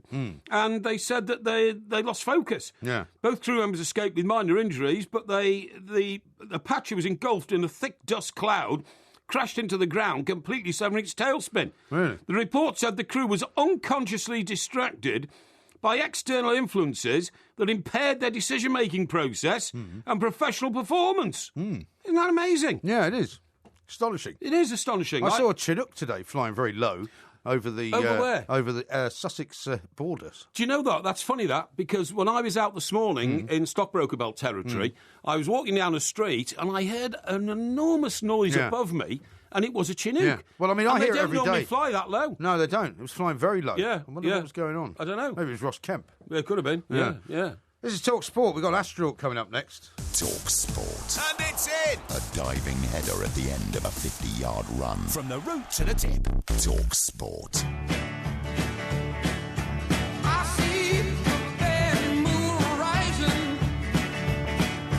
I see trouble on the way. I see earthquakes and lightning. I see bad times today. This is Talk Sport. We are the two mics. There will be a podcast coming out. Winners and losers coming up in the next hour. And we've just still got to talk about all the big European news from this week as well. Because we must, lots and lots of stuff on the front pages this morning about Boris and David and all the rest of it. But first, we're going to talk about space and spacey music, to be precise, because Clayton Anderson, a man we've spoken to many times on this show, former astronaut himself, is going to tell us what he makes of this declassified audio from the Apollo 10 mission, which basically has been released in transcript form before. But the new audio has made it into an upcoming episode of NASA's Unexplained Files, a TV show that's going to be aired sometime in the future. Let's find out from Clayton what he makes of it all. Clayton, a very good morning to you. Welcome back. Hey, thanks, Mike and Mike. Thanks for doing well. Well, it's always a good sign when a guest comes back on the show. It means that you enjoyed it the first time. So, or at least you didn't hate it as much. Anyway, but what do you make of all this? Because I suppose you might say if astronauts heard unusual noises at the level that Apollo 10 was at in terms of space exploration, you might not be that surprised because they didn't know an awful lot about what they were doing in space, did they? No, I think it was very early on, right? So the Apollo 8 guys had been behind the moon like the Apollo 10 guys, and the Apollo 10 guys hear these sounds that I'm not sure, I listened to them today, and I'm not sure how they got tagged as music, but unique noises, let's say. Right. And when they heard them, right, they didn't expect to hear anything on the backside of the moon because they're blocked from all transmission signals from the Earth, and there's no magnetic field, so it's probably not interference from radio waves and that sort of thing. So whatever they heard, and then they just didn't choose to tell anybody because they didn't want anybody to think they were whacked out or something, I guess. Right. Yeah, the problem is if you come back saying I heard noises in space, you're more likely to be grounded for life, aren't you, as some sort of liability to the space program. Well, I think that's the fear, right? I don't know that it was necessarily true, but I believe that's the fear that they had, and I think it's still somewhat prevalent today, right? That you have to be careful what you say or what you do because you don't want somebody putting a red X by your name if you want to fly again. No, that's absolutely true. Porky's had red X's put by his name all his career. Well, I'm afraid so. It's something I've had to battle against.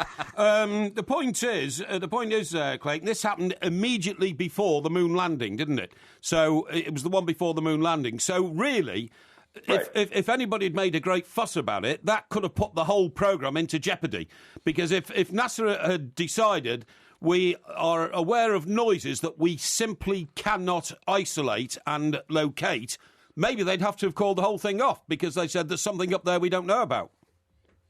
Yeah, I'm not sure. I don't know that they would be that drastic of decision makers with regard to that. I think they would probably have tried to figure out what it was during the time they had, but I think pressing ahead, they might have taken the tack that said, hey, well, when the Apollo 11 guys go, let's have them listen for it and see if they can hear it and make a definite recording of what they hear, and then we can analyze it later. So I'm not sure that it would have caused them to stop everything, but I think it would have caused several people's ears to perk up, and it probably would have caused some work for some folks on the ground. One of the questions as well, I suppose, that will be posed by many people as a result of this is that this is a long time ago, right? And NASA has made many missions into space since then. I mean, is there a lot of this kind of hidden stuff that we might find out about 20, 30 years down the line? I don't think so anymore. I think back then we were in a race to the moon with the Soviet Union.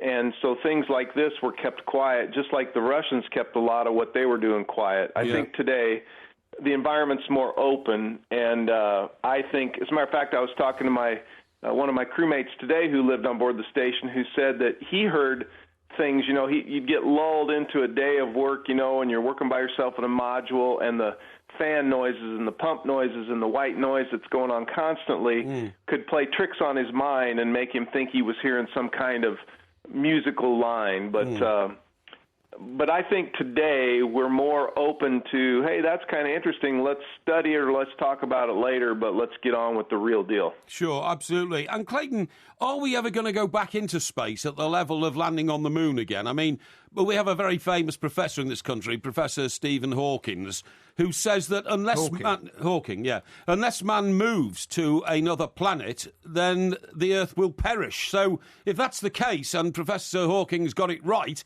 when is that going to start? Yeah, I have no idea. I guess he's probably way more smarter than I am, but I'm not as alarmist or pessimistic as some of the folks out there that say we need to pack our bags and head to Mars now.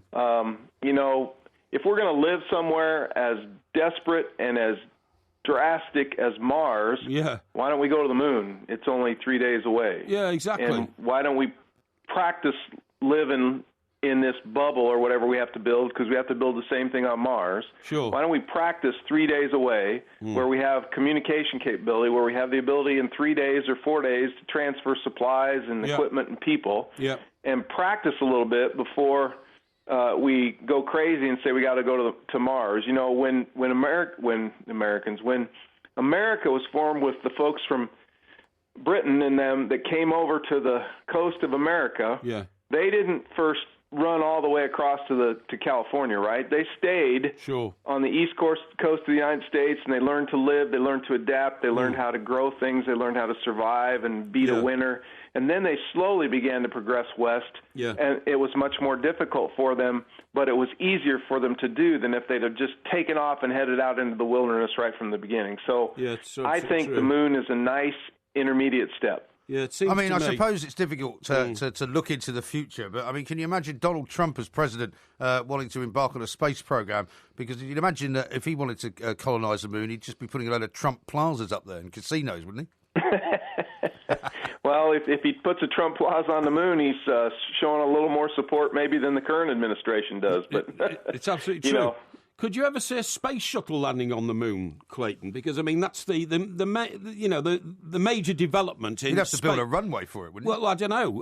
The major development in space travel has been the disappearance of the rocket and the emergence of the space shuttle. So, could a space shuttle fly to the moon in 3 days and then land as a sort of vertical takeoff and landing type craft? Well, the shuttle that we know, that all of us know, could not do that, but adaptations of a vehicle of that type could maybe do that sort of thing. Unfortunately, able to design that sort of new vehicle is a huge cost. And I think what we're doing on the way now with our Orion capsule and the Space Launch System and some of those things, those do not preclude us from going to either the moon or to Mars or perhaps even to an asteroid that is in the L2 Lagrangian point. So what NASA's trying to do now with a small amount of money is to hedge their bets that whatever they're designing will be able to do anything, right? And that's a very difficult thing to do. Now, we've got a little snippet of this sound. Would you like to hear it? I would, yeah. Have a listen. Yeah. Sounds like the start of back in the USSR. Yeah, it does. Yeah, eh? It does. Yeah. It sounded actually like a truck on a freeway just outside Los Angeles. Kalamazoo. Yeah, that's right. Yeah. Let's listen to that again, please. Can we do that again? I mean, is that music? Well, no, but you can imagine if that was... Sorry to speak over you, Clayton. You can imagine if that was going on for, I don't know, 60 seconds or something. Yes. That you might hear all sorts of different particularly, frequencies. as Clayton made it clear to us at the start, the spaceship was in a place then where there should not have been any noise at all, should it, Clayton? Yeah. Because they were cut off completely from the world. The only noise that would be created would be the noise created by their spaceship and what's in their headsets and their communication system within the capsule. So... this is back in the 70s, so there are pretty good odds that there's some sort of feedback or some sort of white noise that's associated with the system. Yeah. I mean, they didn't even have Dolby back then, did they? So it sounds a bit hissy. No. But they didn't have anything. No, but the other thing is, Clayton, don't we believe this thing? You know about if you cut a tree down, but there's nobody there to see the tree falling, is there any noise at all? And isn't that the same about space? You know, you can't hear anything in space, can you? You can't hear a man scream in space, is the famous expression, isn't it? Well, that's if you don't have a spacesuit, right? If you both have a spacesuit on and he screams, you'll be able to hear him through the radio waves that go from your suit to his suit. But if you're in the vacuum of space, of course, no, you can't hear anything. Yeah, amazing. Yeah. Absolutely amazing. Fascinating stuff. Well, as ever, Clayton, thank you so much for joining us, and I'm sure we'll be talking to you again soon about some other strange development. Some crazy development, absolutely. In the old space scenario. Yeah. Thank you very much indeed. Yeah. A lot of interesting tweets are coming in, actually, on this one. Here's one from Derek in Pencoed. Yeah. He Pencoed? Says, Mike, he's a bog cleaner, isn't he? Yes, he is, yeah. I sometimes hear strange sound coming from my radio, but I realise that it's only Porky trying to sing. That's a bit harsh, isn't it? Yeah. And Ben says, is this like the empty space between Porky's ears?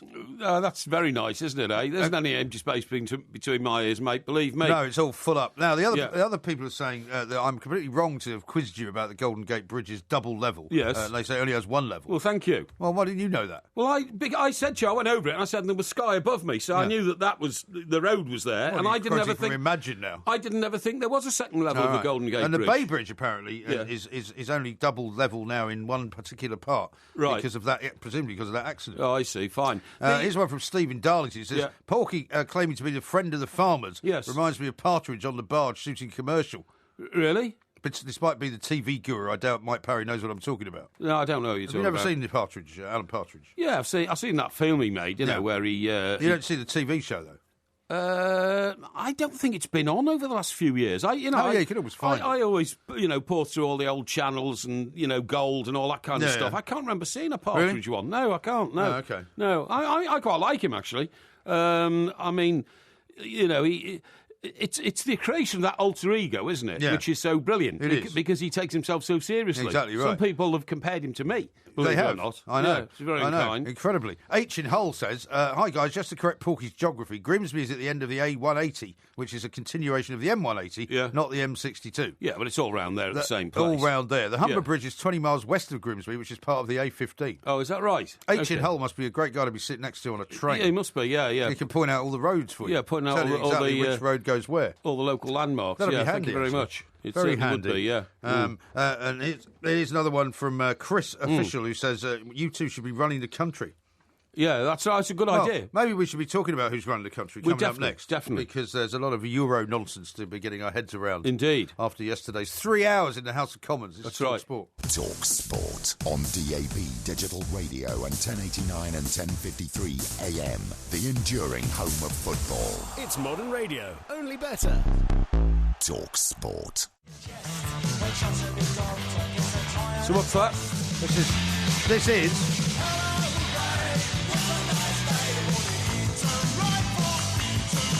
Eton Rifles. What's that mean? The Jam. Yeah.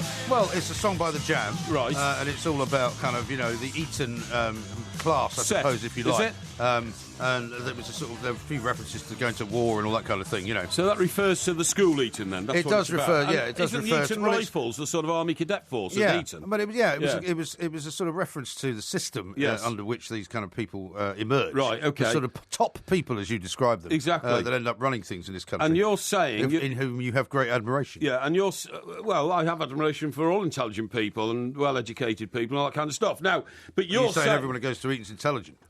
Not necessarily, but I'm saying that they are usually pretty well-bred people and you wouldn't mind spending an hour in their company. Now, what I'm saying is, you just said to me just before we went to that break, you said two rich boy Eton guys are deciding the future of the world. What I've said is that basically the European in-out referendum question is now being turned into basically a personality contest. Cameron versus Johnson. But not just that, also a kind of continuation of their rivalry from when they were at school. Because apparently Johnson was a couple of years older than David Cameron when they were at Eton, right? Yeah. And as a result of that, he would have been sort of more or less lording it over Cameron and would have been expected to have been more successful than Cameron earlier than Cameron was, right? So now what we have is Cameron, obviously, I mean, yesterday in the Houses of Parliament, they had this long kind of debate, 3 hours or so of it, which I'm sure a lot of people didn't watch. I watched quite a bit of it. And Cameron sort of turned on Boris, because Boris, of course, having been saying for the last week he was going to decide on what to do in or out, depending on what Cameron came back from Brussels with. Yes. Brussels came and went. Cameron announced this fantastic deal, which everybody then shot down in flames and went, well, how's it a fantastic deal? Exactly. What you're telling us we've already got. And Bojo versus No-Go is what they're saying on the front page of some of the papers this morning. Yeah, that's right. But I mean, it's now turned into a kind of an ego fest. Well, one of the problems was that Johnson was always said to be not as good a scholar as Cameron. So although they both went on then to Oxford University... Yeah, I'm not sure if that's true, though, because, I mean, Johnson, you can tell, is far better read and far better kind of...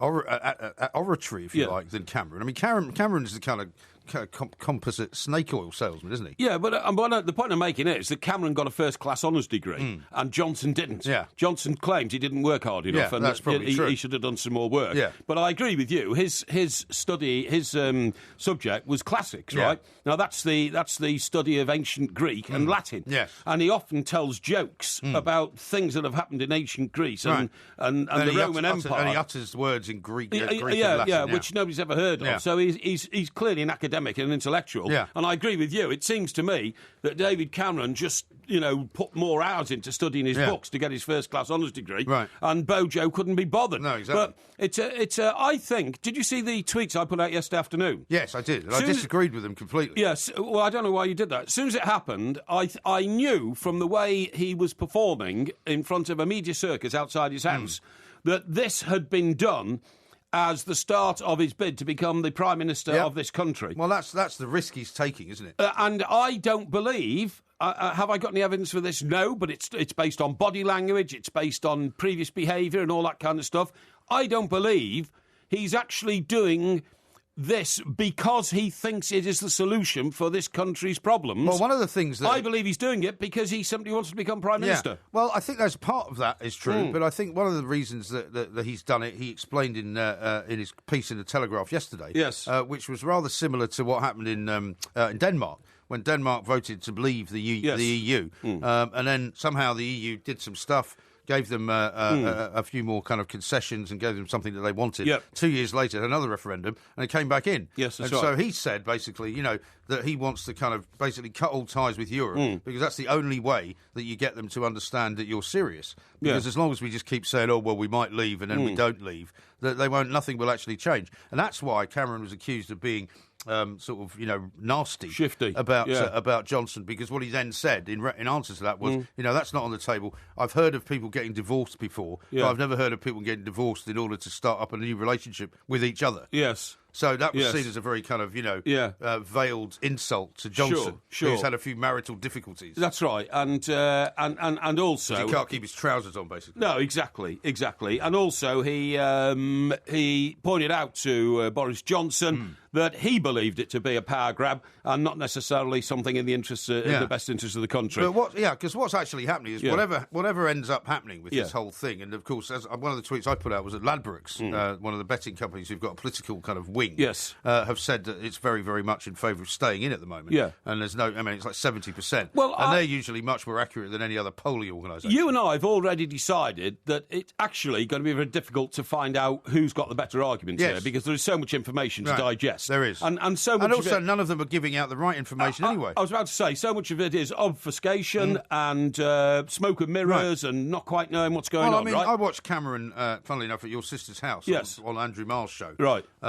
And he was basically saying, you know, Britain's a great country. I'm doing this because I believe in Britain, and this is going to be fantastic for Britain. This is going to be marvellous. And I'm going, well, what though? Yeah, what are you doing? Yeah. But on the other hand, I don't know whether we just jump into a black hole if we come out. I don't know. Well, I don't think we do. And if it's anything to do with Boris Johnson, he doesn't think that that's for the long haul. Well, he thinks that we jump out and then maybe we jump back in again. Yeah, I got a lot of responses yesterday from people when I said I think the issues are so complicated, most people probably won't vote.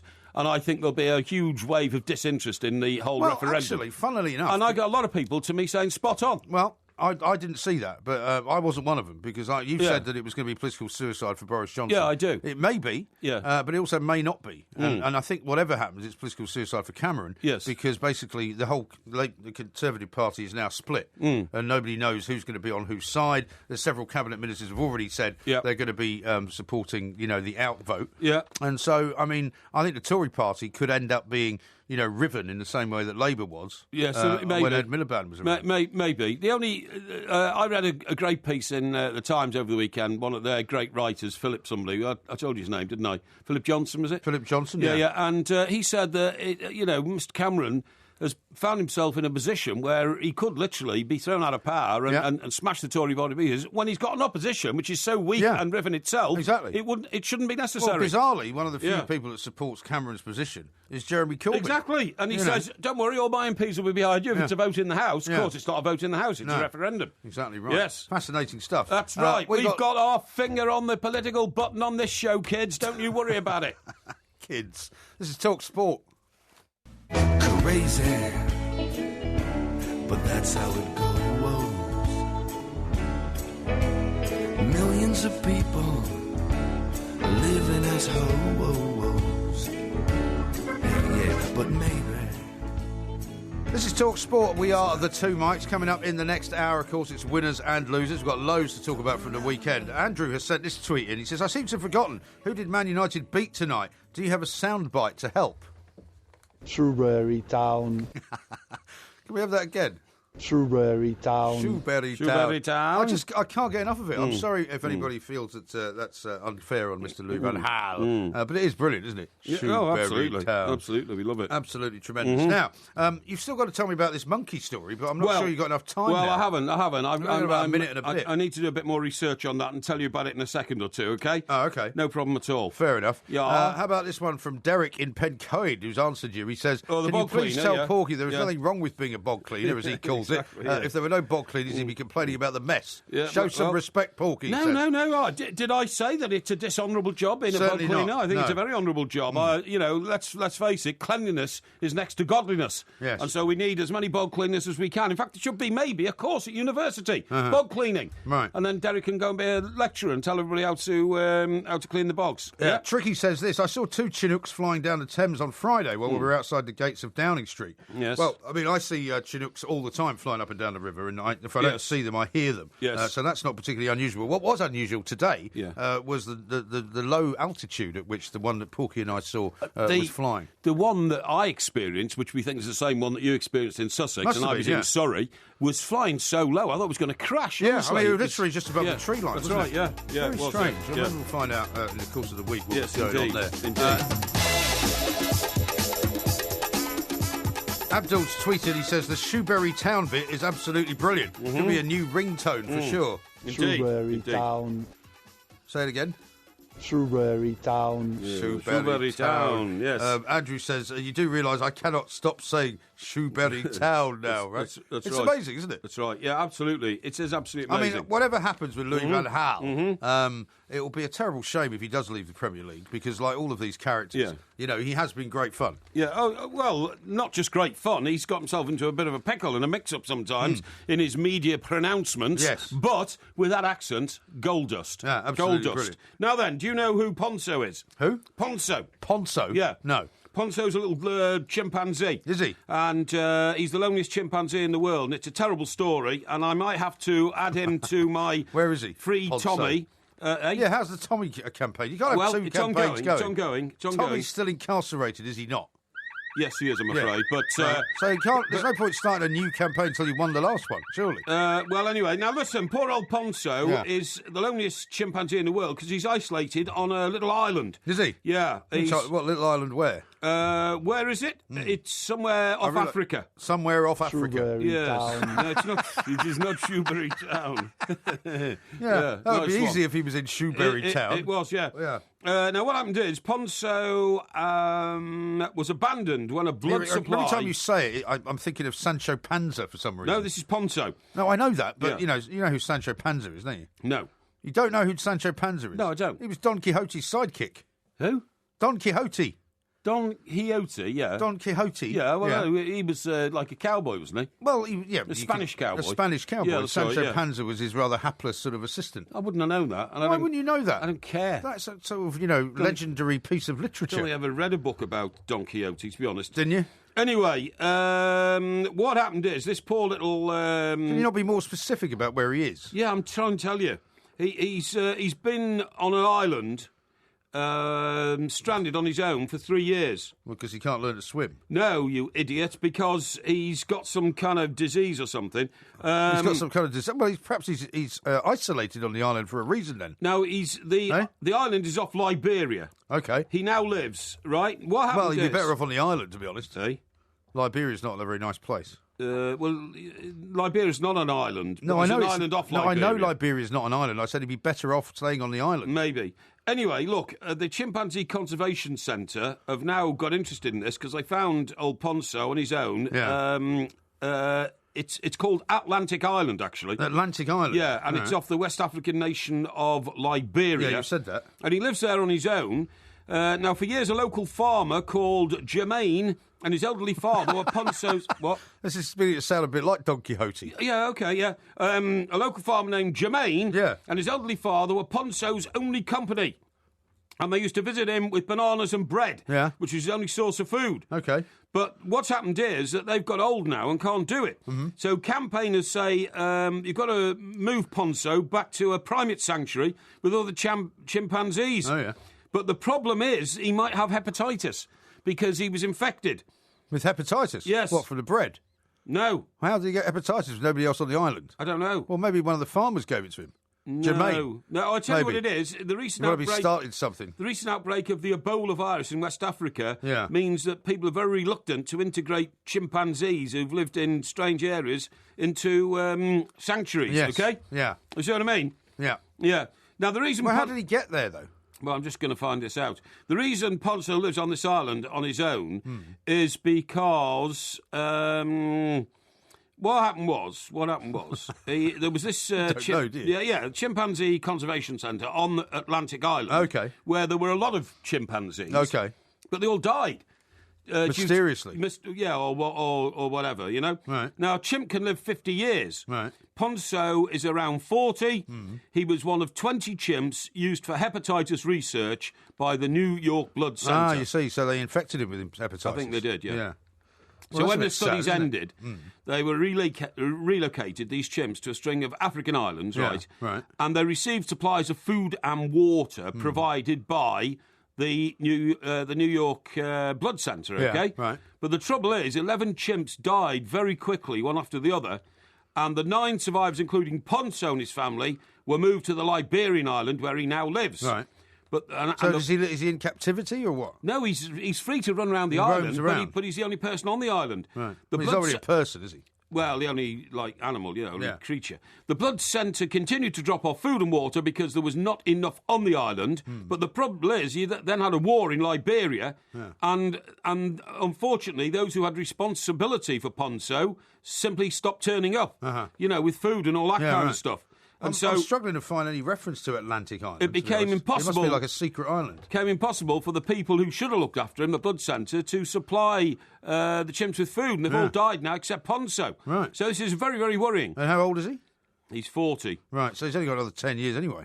Yeah, but maybe not if he's got hepatitis. Doesn't want 10 miserable years. Ponzo has so far managed... if he's infectious, though, you can't really take him anywhere else, can you? Well, that's true. Now, listen, I want you to look up on your machine there a movement called SOS Ponzo. How do you spell Ponzo? P-O-N-S-O. P-O-N-S-O, OK. SOS Ponzo, and we must join this campaign. A spokesman for SOS Ponzo said, imagine yourself alone on an island that offers no resources, listening for the least sign or noise... He's a handsome-looking fellow, isn't he? ...that indicates a visitor. This is the sad life Ponzo's reduced to. Yeah. Ideally, he should be relocated to a primate sanctuary with other chimpanzees, but many of the blood-centred chimps were affected with hepatitis, and charities say West African governments are reluctant to issue transport permits to animals that have been exposed to the disease. So that's the answer. But have you got him? Have you found it? I have, I've seen it. I've got it here. And you see is there a campaign there to contribute? There is a kind of a crowdfunding thing. I think they've raised about 20 grand so far. We need to raise a lot more. Well, hang on. I'm not sure that this is a good idea, though, because you can't bring an infected animal into any country, really. And if you're going to look after him in some way for the last years of his life, you have to make sure that you also weigh up that against the danger of passing an infection to others. But it's a bit horrible, isn't it, to go and infect a poor little chimpanzee and then say, right, got to keep him on this island. There's a lot of horrible things that go on in the world, but what are you going to do about it? You can't. What are you going to do? You're going to bring him to Stockbroker Belt, Surrey? No, that wouldn't be a good idea because he might infect other people. I mean, he might be happier roaming around, albeit lonely, than being stuck in a cage somewhere in a more crowded area. Chimpanzees are very sociable creatures. Yeah, well, they say that when he was visited by the director of the Chimpanzee Conservation Centre, Estelle Ralaband, he greeted her with a big hug. That's right, he did, because he's lonely. Quite sad, really. And he wants to just have some company. I mean, I wouldn't mind going staying with him for a couple of weeks. Yeah, why don't you do that in the summer? No, I don't mind. I'm seriously, and just provide him with a bit of company. The only problem is... You don't like company, though. No, but he likes company. I don't suffer from loneliness, and I never have, but I do feel sorry for other people who find themselves in lonely lives and who get depressed about it, you know what I mean? Yeah, of course. And of course, he comes within that group. The only thing I would say is that if he's got hepatitis and he kind of scratched you or bit you or something like that, you might get hepatitis. Well, that's my point. That's why you can't necessarily bring him anywhere where there are other people who he might infect. I think what I need to do is talk to a chimpanzee expert and say, look, if I wanted to go and keep him company for a couple of weeks on Atlantic Island, would I run the risk of contracting this hepatitis or whatever? Maybe we should try and get hold of these people and see if they'll talk to us. Yes, well, I think we should. Radio. I think we should. What do you think? I think we should. Meanwhile, definitely. Tommy languishes, not now even your first priority in the primate world. Well, he is, because he's in his concrete cage, isn't he, in New York? I know, but you haven't done anything to get him out, though. Well, why don't you go visit him? Well, I monitor the situation. Do you? I do. I monitor it What's going on a regular basis. Sorry? What's going on? Well, the fight goes on. The fight goes on, mate. We've got to try how old and is do he? it. I mean, he hasn't got a lot of time left, has he? He's been there for a while. Tommy's he's not bad. He's not bad. He's not bad. Yeah. Oh, okay. What about the giant rabbit you were talking about the other week? Well, that was just a pet rabbit. That just needs looking over. I mean, what they were looking for there was a nice home for the rabbit, but it's so big, it's as big as a dog. Right. And so, people are a bit reluctant to build a hutch in the garden for a rabbit, which is the size of a shed. Right. Which is basically what it'd have to be to accommodate him. That would be good. Now, do you know who Freddie Goodwin is? Freddie Goodwin, that rings a bell. Yeah, he was a former footballer, ex-midfielder with Manchester United and Leeds United. Yeah. Right? He arrived to take over at St Andrews Helm in the summer of 1970. He played for Scunthorpe United, New York Generals and Brighton and Hove Albion. Right. But he also played for Birmingham City as well. So what are you telling me about him for? Well, because we had a tweet from somebody earlier on saying this might not mean much to you guys, but it means an awful lot to Birmingham City fans. He's just died at the age of 82. That's very sad. But I just wondered if you might know anything about him so you could give him a tribute. No, I'm sorry. I wasn't aware of Freddie Goodwin. If he was 82, it was way before my time, of course. So he supplemented the inexperienced youngsters with some wiser and slightly older heads, such as Bob Halton, Bob Hatton, Malcolm Page, Roger Hine, Alan Campbell and Gordon Taylor. Oh. Is that the same Gordon Taylor from the PFA? It will be, yeah, because he played for Birmingham City, to Gordon create Taylor. an exciting and attacking team that always entertained. Yeah, well, Gordon played there. Yeah, you're absolutely right, yeah. He turned to youth team graduates like Dave and Bob Latchford, Kenny Birds, Trevor Francis. Yes, well, Bob Latchford, of course, great Everton hero. He had a brother called Peter Latchford who played in goal for Celtic, didn't he? Did he? Yeah, I think so. Well, they said Bob and, where is it? Mm-hmm. Bob and Dave Latchford. Well, there's another Latchford. Dave, there was three Latchfords, yeah. Okay. Definitely. Two of them were goalkeepers. Anyway, well, condolences to Freddie's family and friends. There'll be a tribute, apparently, to tomorrow night's game. Maybe tonight's game, maybe, against Bolton Wanderers. Yes. Black armbands will be worn. Oh, well, that's, it's sad. It's sad, it is. Yeah. But that's Freddie Goodwin, R.I.P. Winners and losers coming up very, very shortly. This is TalkSport. On digital radio and 1089 and 1053 AM. TalkSport. This is TalkSport. We are the two mics. I wouldn't expect you to recognise that particular stretch of song. Who is that? It's the Ting Tings. The what? The Ting Tings. The Ting song called Tings? That's Not My Name. Oh, was it really? Oh, well, I'll tell you what that reminds me of. Listen, do you know that an awful lot of us are now going around changing our names because we just get bored with the name we're given? Really? You see, psychologically, everybody can have a problem with their name. It's the only thing in life we have which we haven't chosen ourselves. Yes, I suppose that's true. Because if you choose to eat a steak and kidney pie, that's your choice. If you choose to drink a pint of beer, it's your choice. Yeah. If you choose to live in a house you buy, it's your choice. If you choose to drive a car, it's your choice. Yes. If you choose to have children, it's your choice. The one thing none of us get a choice about is our name. Yeah. Do we? And I suppose all of those things you've just mentioned are things that you make choices about as you become of age, right? Yes. But what happens is when you become of age to realise what your name is, as you say, it's already been sort of designated as your name. Absolutely. So you don't get told by your parents, by the way, this is the name we've given you. That's right. If you don't like it, would you like to change it to something else? That's right, absolutely. As Juliet famously pondered. Juliet who? Romeo and Juliet. Oh. Yeah. What's in a name? That which we call a rose by any other name would smell as sweet, OK? Right. Now, unfortunately, people have gone mad now and are changing their names to all sorts of stupid things. Right. Last year, 85,000 people changed their names by deed poll. What, in Britain?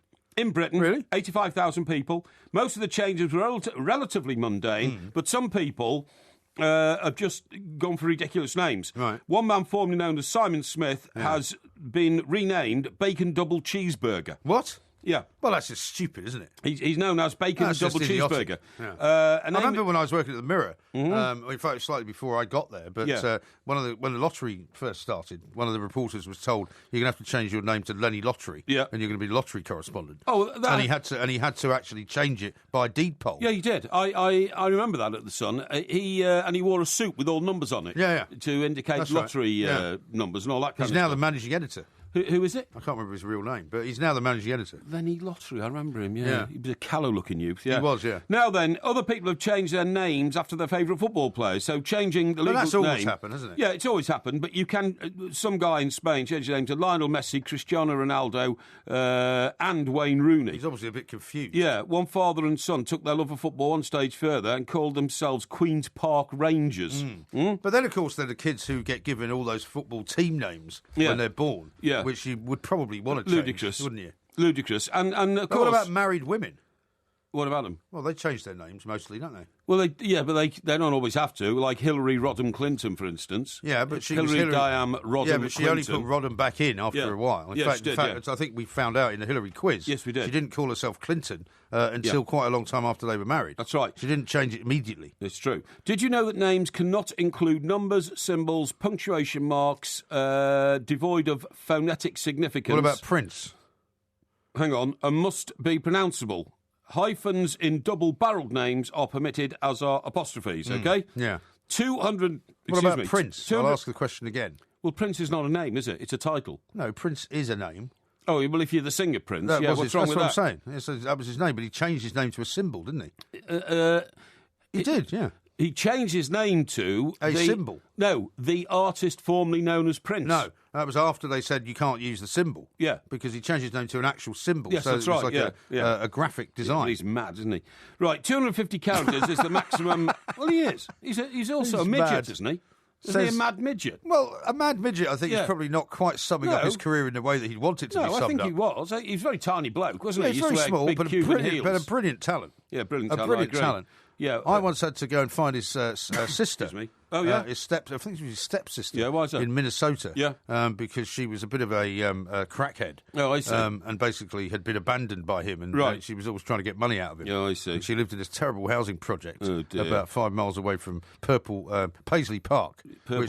Which was his massive sort of recording complex. That's right, yeah. Outskirts of Minneapolis. That's You're not right, interested in this story yes, at all, I am, eh? yes, I am. No, I can see you just moving on to read some more cobblers out of the I was going to survey say to you, 250 characters is the maximum allowed for a forename, and 50... 250? Yeah, 250 characters you can have for your forename. How'd you get it on your passport? I've no idea. Or your driving licence? No idea. And 50 characters for a surname. Names cannot promote criminal activities, racial hatred, or ridicule the government, companies, or organisations. Ridicule the government? Yeah. Don't know why you can't ridicule the government. Why not? What's wrong with that? I don't know. I would have thought it's perfectly acceptable. Names such as Jesus, Saint, or Satan are, Satan. Yeah, are forbidden on grounds of being blasphemous. Right. Well, hang on. There are people called Jesus in this world. Jesus, yeah. There's a footballer, there's Jesus Navas, isn't there? Plays for Manchester City, or did. Yeah. Does he still play for them? I don't think so. Right, first names... Jesus Navas. Did he go back to Spain then? I don't know, mate. You don't know. Well, I don't know, do I? First names cannot be changed to give the impression that the bearer has an inherited or bestowed title, academic award or rank. So you can't call yourself Doctor somebody? For instance, Sir, Lord, Lady, Duke, Professor, General or Doctor cannot be part of your name. What about Sergeant? Well, it doesn't say Sergeant here, but I mean... So Corporal would be all right? Maybe, I don't know. Sergeant Major? I went out with a girl once called Caroline Sergeant. Yeah, well, no, there's nothing unusual about that. And her Sergeant is quite... Yeah. It's quite a normal thing to have as a surname. Yeah, her father was a wealthy architect, and they lived in a big house in Tattenhall, just outside It's like he wasn't in the army. And I used to go and see her on my Vespa scooter.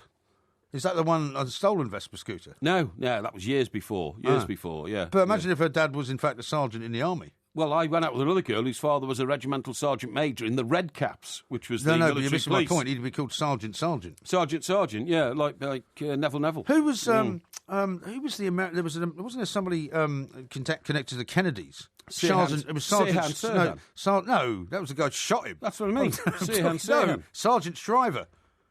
He had a first name Sergeant, but it was Sargent. Well, was it? I don't know. Sergeant Shriver. I don't know. Well, I thought you were an expert on the Kennedys. Well, I am pretty much so. Sirhan was the guy who shot Robert Kennedy, wasn't he? Yes, I believe so. In California. Yes. In the hotel in Los Angeles. It was in the primary, sadly. I think, wasn't it? Yeah, it was, yeah. Oh, well, I mean, that's all very interesting stuff, OK? So, do you want to hear something else really interesting? Yes, go on. Andrea, who's behind the glass, is getting married. Really? Did you know that? When is this? Look how disappointed he is. No, not at all. Yeah, he wasn't sure who you were there for a second. However... Yes. Right. She's just flashed a ring at me. Hey? She's flashed a wedding ring at me. Anyway, she's not going to change her surname when she's married, right? Right, OK. But she has a situation where her husband may adopt hers. What do you think of that? Oh, well, that's very forward-looking. Don't say what the name is, though. No, that's very forward-looking. Which is handy, because you don't know what it is, right? I don't know. Any idea what her second name is? Andrea? Yeah. I only know her as Andrea. Do you? Yes, always has been. Great, close working colleague. Yeah. Well, very luckily, good at her job. that name's never going to change when she gets married. Yes. Oh, OK. But, I mean, can you imagine you ever doing that, marrying a woman and then taking her name? Not really, no. Do you know what somebody that I'm related to did? Yes, go on. Actually, they merged their two names. Oh, yes. So that their surname, their married surname, was a merger of their two, their own surnames put together. Which is kind of weird, isn't it? It is kind of weird, that, yeah. Do you know that if you have too much sleep, you can have a stroke? What do you have to know? I didn't know that, no. Rolling over and ignoring the alarm clock in the morning may seem harmless enough, but those lines could be putting your health at risk. Sleeping more than 8 hours a night significantly increases your chance of a stroke. How about that? You told me you had about 11 hours sleep last night. I did, yeah. After our rather energetic weekend. Well, the thing is, Friday and Saturday, I didn't have as much sleep as I probably would have normally had. Right. Okay. So Sunday, I sort of caught up, which is what I tend to do. Yes. You know, I could have, say, for example, if I have a couple of days during the week where I don't sleep as much during the day as I would like to. Right. On day 3, I tend to sleep a lot longer. I see. Because I believe, some people don't believe you can bank sleep, but I do. So you sort of top up your sleep, what's the word I'm looking for? Not sleep bank, your sleep sort of quota. Because I think you can actually bank your sleep. That never bothers me, that. Never bothers me. What do you mean? Well, I don't believe that, I only had 3 hours sleep last night, better have 6 hours tonight. That doesn't impress me at all. Quite often I just go for 2 or 3 hours sleep when I get home and that's it, And then we're all sorted. I've got some great tweets here. Yeah, what about? Peter says, Porky's talking about mad midgets. It's almost too easy. Yeah, okay. Andrew says, technically Prince is the artist formerly known as the artist formerly known as Prince. True, which is true, yeah. Yes. Paul says, how about the Plank formerly known as Porky? Oh, that's very nice. Thank you very much indeed. Porky Plank, I suppose, I could change the name to. You could, yeah. Andrew says, one of Pixar's main men wrote The Incredibles and Monsters, Inc. is named Pete Docter. Pete Docter. Yeah, but you see, there's no problem having Doctor as your last name. No. But you couldn't call himself Dr. Pete. No, he couldn't, no. Because that would then, suggest that he was in fact a doctor. Exactly. And somebody else has texted into 81089. What about John Sargent, the news correspondent? John Sargent, yeah, he was the guy. Well, there was Malcolm Sargent as well, wasn't he a conductor? Yeah, Sir Malcolm Sargent. Yeah. He was one of our most famous post-war conductors and composers, I think. John Sargent was a good guy. Yeah. He was the guy who famously got pushed out of the way by Bernard. Shrimsley. No, Sir Bernard. Ingham. Bernard Ingham, that's right, at the Paris summit. Oh, was he sure? Yeah, definitely. Yeah. John Sargent? No, it wasn't. He was. He was down there and he was about to talk to Mrs. Thatcher and then Bernard came up and shouldered him out of the way. Because it was the start of the end for Mrs. Thatcher, actually. Yeah, yes, that's right. Yes. Indeed. Now, coming up, it's time for Winners and Losers. Indeed. On DAB Digital Radio and 1089 and 1053 AM. The pressure's on now. Relieve the itch. Talk sport. And now it's time for the Winners and Losers.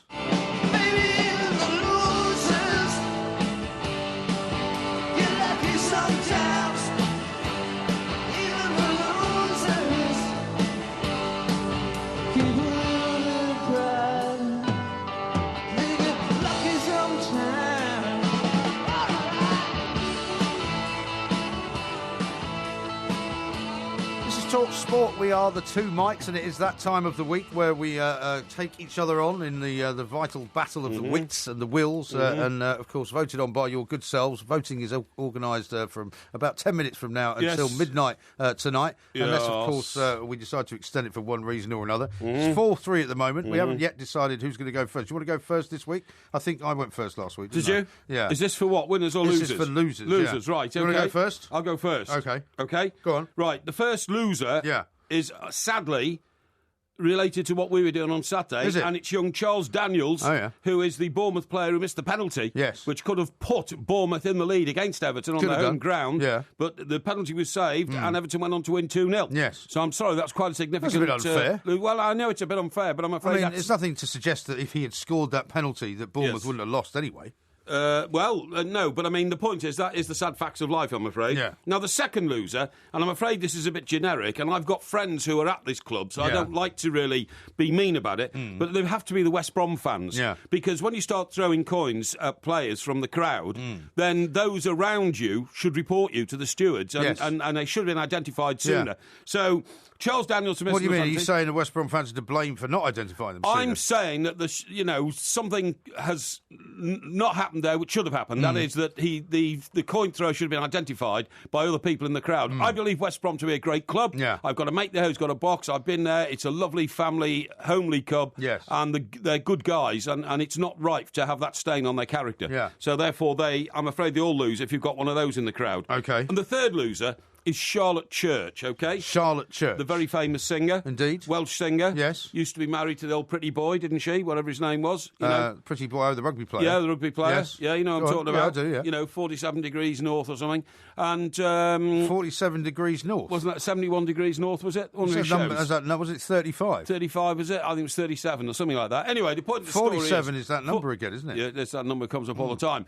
Anyway, the point is that she's upset all her neighbours in that rather nice district of Swansea that you keep talking about. Yeah. You know, what's it called? The Mumbles. The Mumbles, Is yes. it? Yeah. In Swansea. Yeah, by celebrating her birthday party until 5:30 a.m. in the morning. Yeah. Now, considering that she has, made her name as one of the world's most famous singers, she should be aware of the, the destructive value of uncontrolled, noisy recordings belting out from your house at that time of the morning, and have more concern for those around her, OK? Yeah. I vouchsafe these three losers to the You're saying that house. she's a loser for having a party? Yes, I am. Yes. Are you sure? Yes, I am, for disturbing the equilibrium of her neighbourhood. Now, without a shadow of a doubt. OK, well, my losers are as follows, OK? Yes. Now, firstly, I think you've got the coin-tossing story completely wrong. I think you shouldn't be blaming the West Brom supporters whatsoever for that, because, of course, it didn't just happen at West Brom, it also happened at Chelsea. Right? Well, I'm sorry, but I'm focusing on West Brom. Well, for me, I'm not going to blame the supporters of either of those clubs. Right. I'm going to blame the individuals who were stupid But enough you don't to know throw... who they are. Yes, we do. You don't? Yes, we do. They've already questioned several people. Well, and in I'm fact, sorry. arrests have been made in the Chelsea case. Yes. But we don't want to go into that for obvious reasons. Yes. So I'm going to say the people who actually threw the coins are the losers. Well, not the people that you suggest did not actually put them put their names forward. You can't identify those losers, so that's null and void. Yes, I'm I afraid. can, but I can't identify them because there are legal proceedings pending. That's what I just but said. all I'm saying that's what I is, just said. You can't identify well, them. you didn't identify any West Brom fans either. But I What? think you're laying the blame at the wrong door. No, I don't think My so. second losers of the weekend are the City kids who were all put in by Manuel Pellegrini. Now, depending on which side of the fence you're on, you can either say that Pellegrini was quite right to do what he did because of the way that the fixture list is congested against him. I'm not one of those. I think Manuel Pellegrini did his City kids no favours whatsoever by lumping them in against a very, very good and improving Chelsea side. They've now been beaten 5-1, slaughtered, in fact. And you'd have to say, well, really? Was it worth doing that? Yeah. And why? If Barcelona can field a full side in their game at the weekend before they play Arsenal, why can't Manchester City? My third loser of the week is David Cameron, bizarrely, because as we were discussing earlier, no matter what happens now, David Cameron is pretty much a busted flush. Whether he wins some kind of, EU referendum to stay in, his entire sort of legacy will now be pinned to what happened and the fact that he's now going to be accredited with destroying the Conservative Party. I don't agree. Because all of these big names like Michael Gove, like Ian Duncan Smith, like Penny Mordaunt, like Boris Johnson, and a whole bunch of them, and more possibly to come. Maybe Theresa May as well. Very many members of the cabinet who are going to vote the other way. It's going to be a complete bloodbath, and I'm sorry that that's going to be the thing that people are going to focus on. But Cameron is now finished, I think, as a Conservative Party leader. If he wins the vote, which I think he will, to stay in, then I'm afraid he is the absolute winner. He's seen off Boris Johnson. No, Johnson will never recover from this if the vote goes against him. I don't agree because he's got so many backbenchers who are anti-Europe that he is now in an impossible situation and he's a massive loser. Let's see who the winners are. Everyone's a winner, baby, that's no lie. That's no lie. You never fail to satisfy.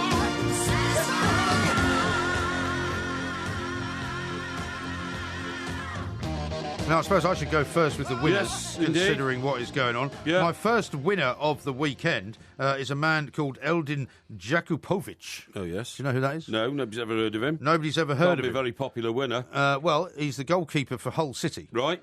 So a lot of people have heard of him, particularly those who are Hull City fans. Yes. He basically kept Hull City in the game. Okay. And has now got Hull a reasonably lucrative replay, which they're going to be playing in the FA Cup 5th round, of course. Still got a chance of getting through as well against Arsenal, depending on what sort of team they put out. But, I mean, he made a whole string of saves, most notably touching a Joel Campbell free kick onto a post. Yes. And basically frustrated Arsene Wenger in his 100th FA Cup game as Arsenal boss. So, and also Hull City top of the championship, proving their credentials basically as being the next team that comes up into the Premier League. Okay, which rather I think is obscure. Absolutely brilliant. I don't think so. Now, the next one is Bolton Wanderers, right? Bolton Wanderers, who were facing a winding up order by the taxman. Yes. Just sort of a few minutes really before that was due to happen in the High Court.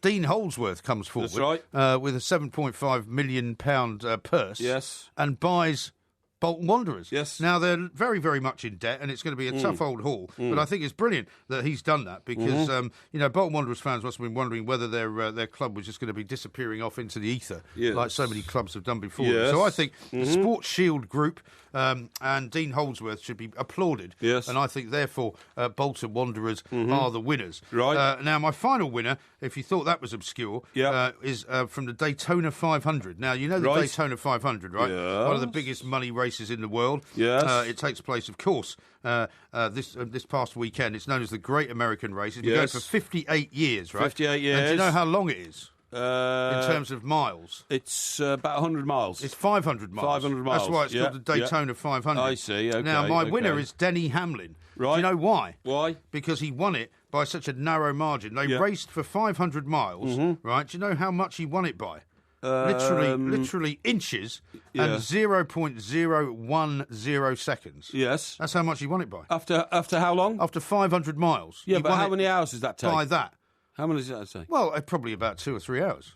Yeah, probably travelling about 150, 200 miles an hour. Probably about 2 or 3 hours. Okay, a bit obscure, that one. Yeah, I mean, a bit obscure, but I think yeah. very, very key. Because very... just imagine, I mean, I can show you a picture of how much he won it by. Look at that. After 500 miles, he won it by that.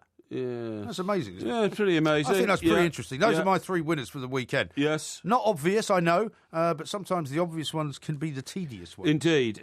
Okay. But let's hear from yours. Right, well, I was going to nominate Dean Holdsworth rather than Bolton, but I won't now because you've taken that over, okay? That's fair enough. All right. So in that place, I'm going to nominate, actually, an old nemesis of mine, Joey Barton. Joey Barton? Joey Barton has led Burnley up to second place into the Championship, so they're now one of the favourites to get promoted back into the What do you mean when Premier you say League. he's led them? Well, he's got Man of the Match award in the last 2 games for Burnley, and he was also picked this weekend in the Championship Team of the Week. You see what I mean? Because he turned out to be outstanding. And he's also said that he's going to stay with Burnley, whether they go up or they don't go up, because though he'd like to play back in the Premiership and thinks he can, he's... excuse me, now pledged his troth to Burnley. So, I'm fine. Yeah. So that's my number one. Did you not also on Twitter this weekend sort of lig up to him by asking for a copy of his book? No, I didn't. I said it'll be a great read and I will get my order in immediately. It's from one of my former publishers, Simon & Schuster. Okay? Right? I just thought I should mention that in the interest of transparency. Oh, yeah, no. I get on very well with Joey. There's no problem at all. Right, my second winner, and I love this one, this is my favourite one, is Victoria Pendleton. Yeah. Now, she's the most successful female cyclist we've ever had. She's now taken to riding horses. She fell off a horse at the weekend, at a meating at the weekend, at Wetherby, I think it was. Yeah. And immediately... Shortly after you jinxed her with a tweet. Yeah. And immediately then said, I don't care. I don't care about falling off my horse. I'm going to ride at Cheltenham. She only took her first riding lesson a year ago, and she's going to be riding in the Cheltenham Festival. She's an incredible woman, and she's got a beautiful sort of plummy... upmarket voice. So you like her for her upmarket plummy voice? I like her for her sheer courage and ability to be a winner again. Would you describe her as shapely? Probably, yeah, because she's a very fit, athletic woman, so she will be quite shapely. And the third one... We go to Cheltenham, aren't we? We're going to Cheltenham, yeah. And the third one has to be Joel Robles. Who? Everton's goalkeeper, who saved the penalty. Joel Robles. Robles. Yes, that's right, who saved the penalty, which put Everton on the path to the quarter-final. This penalty was like the paramount moment of the game. It was crucial. Absolute rubbish. Believe me. So they're 3 great nominations, I say, great. And, all your nonsense about David Cameron and then this bloke who drives the Daytona car around a track 500 times. It's all a load of, old kung fu, what's the name of it? So you can't seem to make up your mind about this penalty, right? Yeah. So the guy who misses it is a loser. Absolutely. And the guy who saves it is a winner. Of course he is. Right. And those two contrast each other in my winning and losing category. They cancel each other out. No, they don't. They contrast with each other. And that's where the audience now have got to vote will think, what a clever... connection and interlocking of 2 people involved in the same incident. One who was obviously the loser and one who was obviously the winner. I see. I commend my selections to the House. Yes. And would you also ask people, please, to be as fair and honest as possible and not to get themselves involved in any gerrymandering or voting more than once? Won't be any gerrymandering or anything like that. Remember, you have to instruct the Porky tribe to play clean. I want you to play clean, please, at Porky tribe. Vote Porky. He's missing the second bit, but I'm very pleased to see that you've come to that conclusion. Vote Porky. You can vote now. The voting process has been pinned to the top of the two mics. This is TalkSport. On DAB Digital Radio and 1089 and 1053 AM. A terrific performance. Turn of pace and eye for goal. Shout about it. Talk Sport. Shrewsbury Town. Shrewsbury Town. Shrewsbury Town. I don't think you're being a bit unfair here. I think it's brilliant. Mr. Van Gaal. I've never heard anything better, really, for many a year in terms of a mispronunciation. Although I have to say this: that Steve says it's poor selections from both of you, but MG gets the vote due to Mike Parry not being able to pronounce his own goalkeeper's name properly. What are you on about? Damn it, ridiculous. Robles. Yes, Robles. Yeah, Robles. Yes. Rob says once again, Porky's selections are rubbish, and I'm predicting another landslide for MG. Rubbish. Shut up about Everton. That's utter nonsense. Well, come on. Kevin says, well, I'm reading them as they're coming in, right? Yeah. I'm not filtering them. MG gets my vote this week, sold me on David Cameron as a loser, and the reasons were great. Mike Parry's losers were rubbish. Utter rubbish. That's John utter says rubbish. MG spot on as usual. No. Trucker Timmy says, how can Pendleton be a winner for falling off her mount? Again, makes her a loser for me. Because she got up and got back on it, that's why. Yeah. Lord Rallo says, looks like old Porky's back to his usual form with another rubbish winners and losers. What? Brian dare says, you? Hold on, Porky, you can't have the penalty taker as a loser and the goalkeeper as a winner. Yes, you can. Yes, you can. I don't think so. Of course you can. Of course you can. Eric says, you've got my vote, Porky, because you've got Joey Bartlett as a winner this week. Thank you. Bill says, Victoria Pendleton, Porky, don't think the thousands of pundits who backed that horse on Friday think she's a winner. Well, it wasn't her fault she fell off. You know? And Chris says, MG gets my vote. Charlotte Church a loser for birthday bladderation. Just because you don't celebrate yours. Well, you know. Well. You have to be aware Here's of all a good these one things. from Sesh, who says, I can tell you two had busy weekends. There's not much thought's gone into it this week. That's very harsh. Very harsh. What are you doing, by the way? What am I doing? Why are you kind of going on and off the microphone like some kind of weirdo? No, I'm not. No, don't worry. No, I'm just settling things around. I want to talk to you about Robert Maxwell. Do you? Yeah. Do you remember Robert Maxwell? Of course I interviewed him. Of course you interviewed him, yeah. Of course, he was known as the fat fraud, wasn't he? He was, a bouncing cheque. Yeah, bouncing cheque. Yeah. But, you know, they released some 30-year papers over the weekend. I didn't know that. And they found out that Mrs. Thatcher, the first time she met Robert Maxwell, said, I don't trust that man. Really? Yeah, it's not surprising, is it? No, it's not surprising, considering no. what well, I think what her then instincts happened. were entirely correct. Yeah. Margaret Thatcher was warned that Robert Maxwell's accounts could not be trusted, while his fellow saviour of the 1986 Commonwealth Games was regarded as major criminal. I went to a reception in London where there was another press baron mogul type guy, right? Oh, yeah. And well, in addition to Maxwell. In addition to Maxwell. And Maxwell just taken over the Mirror. And we were all introduced to the press baron mogul type guy, you know, in a line, and you shook hands with him as you went in there. Do you don't remember who it was? Yes, but I can't name names. Oh, I see, all right. And the guy next to me said, so what do you think about Robert Maxwell taking over the Mirror? And the mogul said, Robert Maxwell's a crook. And that'll become very obvious to people quite soon. Really? Yeah. And sure enough, it did. But not soon enough, unfortunately. No, not soon enough, no. But anyway, it says... An awful lot of people as well, who shall remain nameless, who have appeared to be very holier than thou about certain malpractice in the newspaper industry, worked very closely with Robert Maxwell. Oh, absolutely. And have no shame about it. No, well... Even though they must have known that there was something amiss. Well, I mean, people like Joe Haynes, who was the... Well, I was trying not to name any names. OK, well, he was the former press secretary to Harold Wilson and also leader writer and chief political commentator at The Mirror. He said famously, Maxwell comes in the front door, I'm going out the back. Yeah. But then Mr. Maxwell sat down and had a conversation with him and convinced Joe Haynes that actually he had, you know, great plans for the future of the newspaper and stayed around. Yeah. But do you remember he tried to make out he'd rescued the 1986 Commonwealth Games? You know, I don't remember that. Well, in 1986, I was still in New York, so... I see, OK. So that would have kind of passed me by. So it said, Maxwell, who presented himself as having saved the 1986 Commonwealth Games, pleaded with the government to help to pay off their debts. Mrs. Thatcher rejected the entreaties as her officials warned that it was impossible to know how reliable Mr. Maxwell's figures are and where all the money was going. Right. Right. Well, I mean, what he was already doing, which perhaps not very many people knew, but somebody must have known, was that he, of course, was plundering the Mirror Pension Fund, wasn't he? Yes, he was. Yes, he went overboard from his private yacht in 1991. Yeah.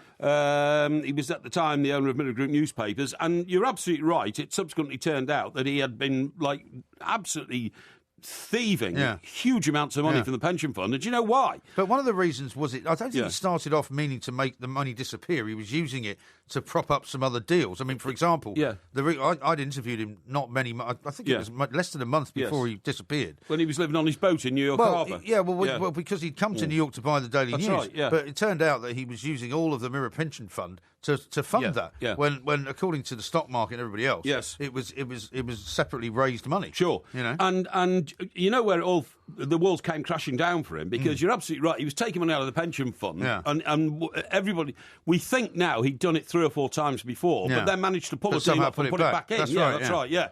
So, but what happened on this occasion was he used that money as collateral on more than one deal. Yeah. So what I'm saying is, if he was going off to buy the New York Daily News, he was taking the pension money and saying, "Here's my 250 million." But at the same time, he'd promised somebody else in the books division that he ran. You know what I mean? Publishing educational titles and all that. Right, yeah. Oh, don't worry about the mounting debts there. Here's the money to pay that off, and he pledged it to too many different sources. And therefore, as soon as the 3 people had been pledged their money, got together and found out it was all the same money, or somebody called some of it in, or something. Somebody called some of it in. That's right. Yeah. It was like House of Cards. Yeah, you know, horrible man as well. I mean, some of the stories I was told about what went on in his kind of private chambers, if you like. Oh, horrible! Just ghastly. He had this vile habit of briefing his top lieutenants while sitting on the lavatory. Yeah. And things like that, you know, he's dreadful. Yeah, I don't even want to tell you some of the stuff I know. I know. So when we went on the boat. And they think that when he went off the boat, that he decided he was going to commit suicide and going to throw himself off the boat. I'm not sure if that's true, you know. Well, do you really think he could have wandered off his own boat in the middle of the night? What you mean, by accident? Yeah. Yeah, I think he could, because he used to get monumentally drunk. Yeah. Right? Yeah. And, you know, we've both been on boats. Yes. And it's very easy to fall off a boat. And if you are, I'm not sure it's easy to fall off a yacht the size of his yacht. Yeah. No, it is. I mean, if you're on any kind of sea situation, which is unstable, you're unstable. Yeah.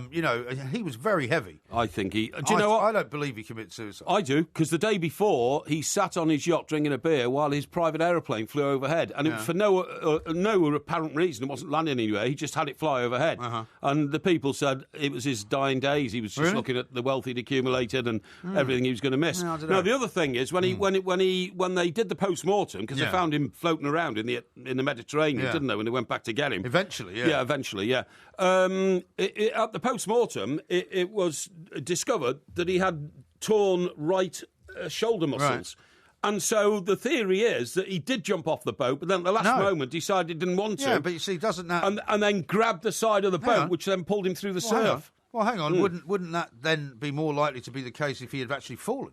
Well, maybe, but I mean, he had a fear of being exposed as a crook and ended up in the Old Bailey being tried for fraud. Yeah, but guys like him don't go around committing suicide because they've always got some way to weasel out. I still think it was an accident, but anyway.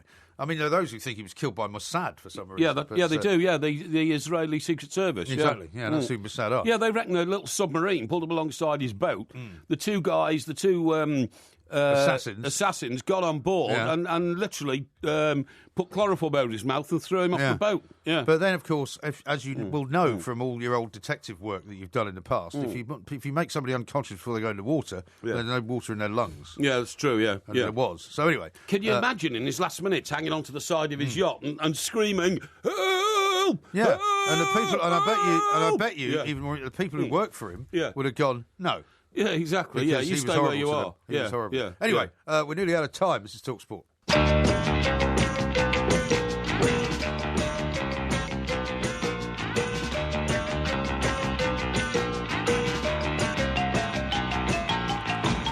Talk Sport, we are the Two Mics. There will be a podcast coming out around about, 5 hours or so from now. We've got loads of announcements coming up this week. As long as you don't mess it up, of course. Well, I'll try not to. Loads of announcements coming out this week. And, of course, what you should do is stay tuned to our Twitter, which is at The Two Mics, our Facebook, which is The Two Mics, and our website, which is thetwomics.co.uk. I can't work out whether it's a compliment or not.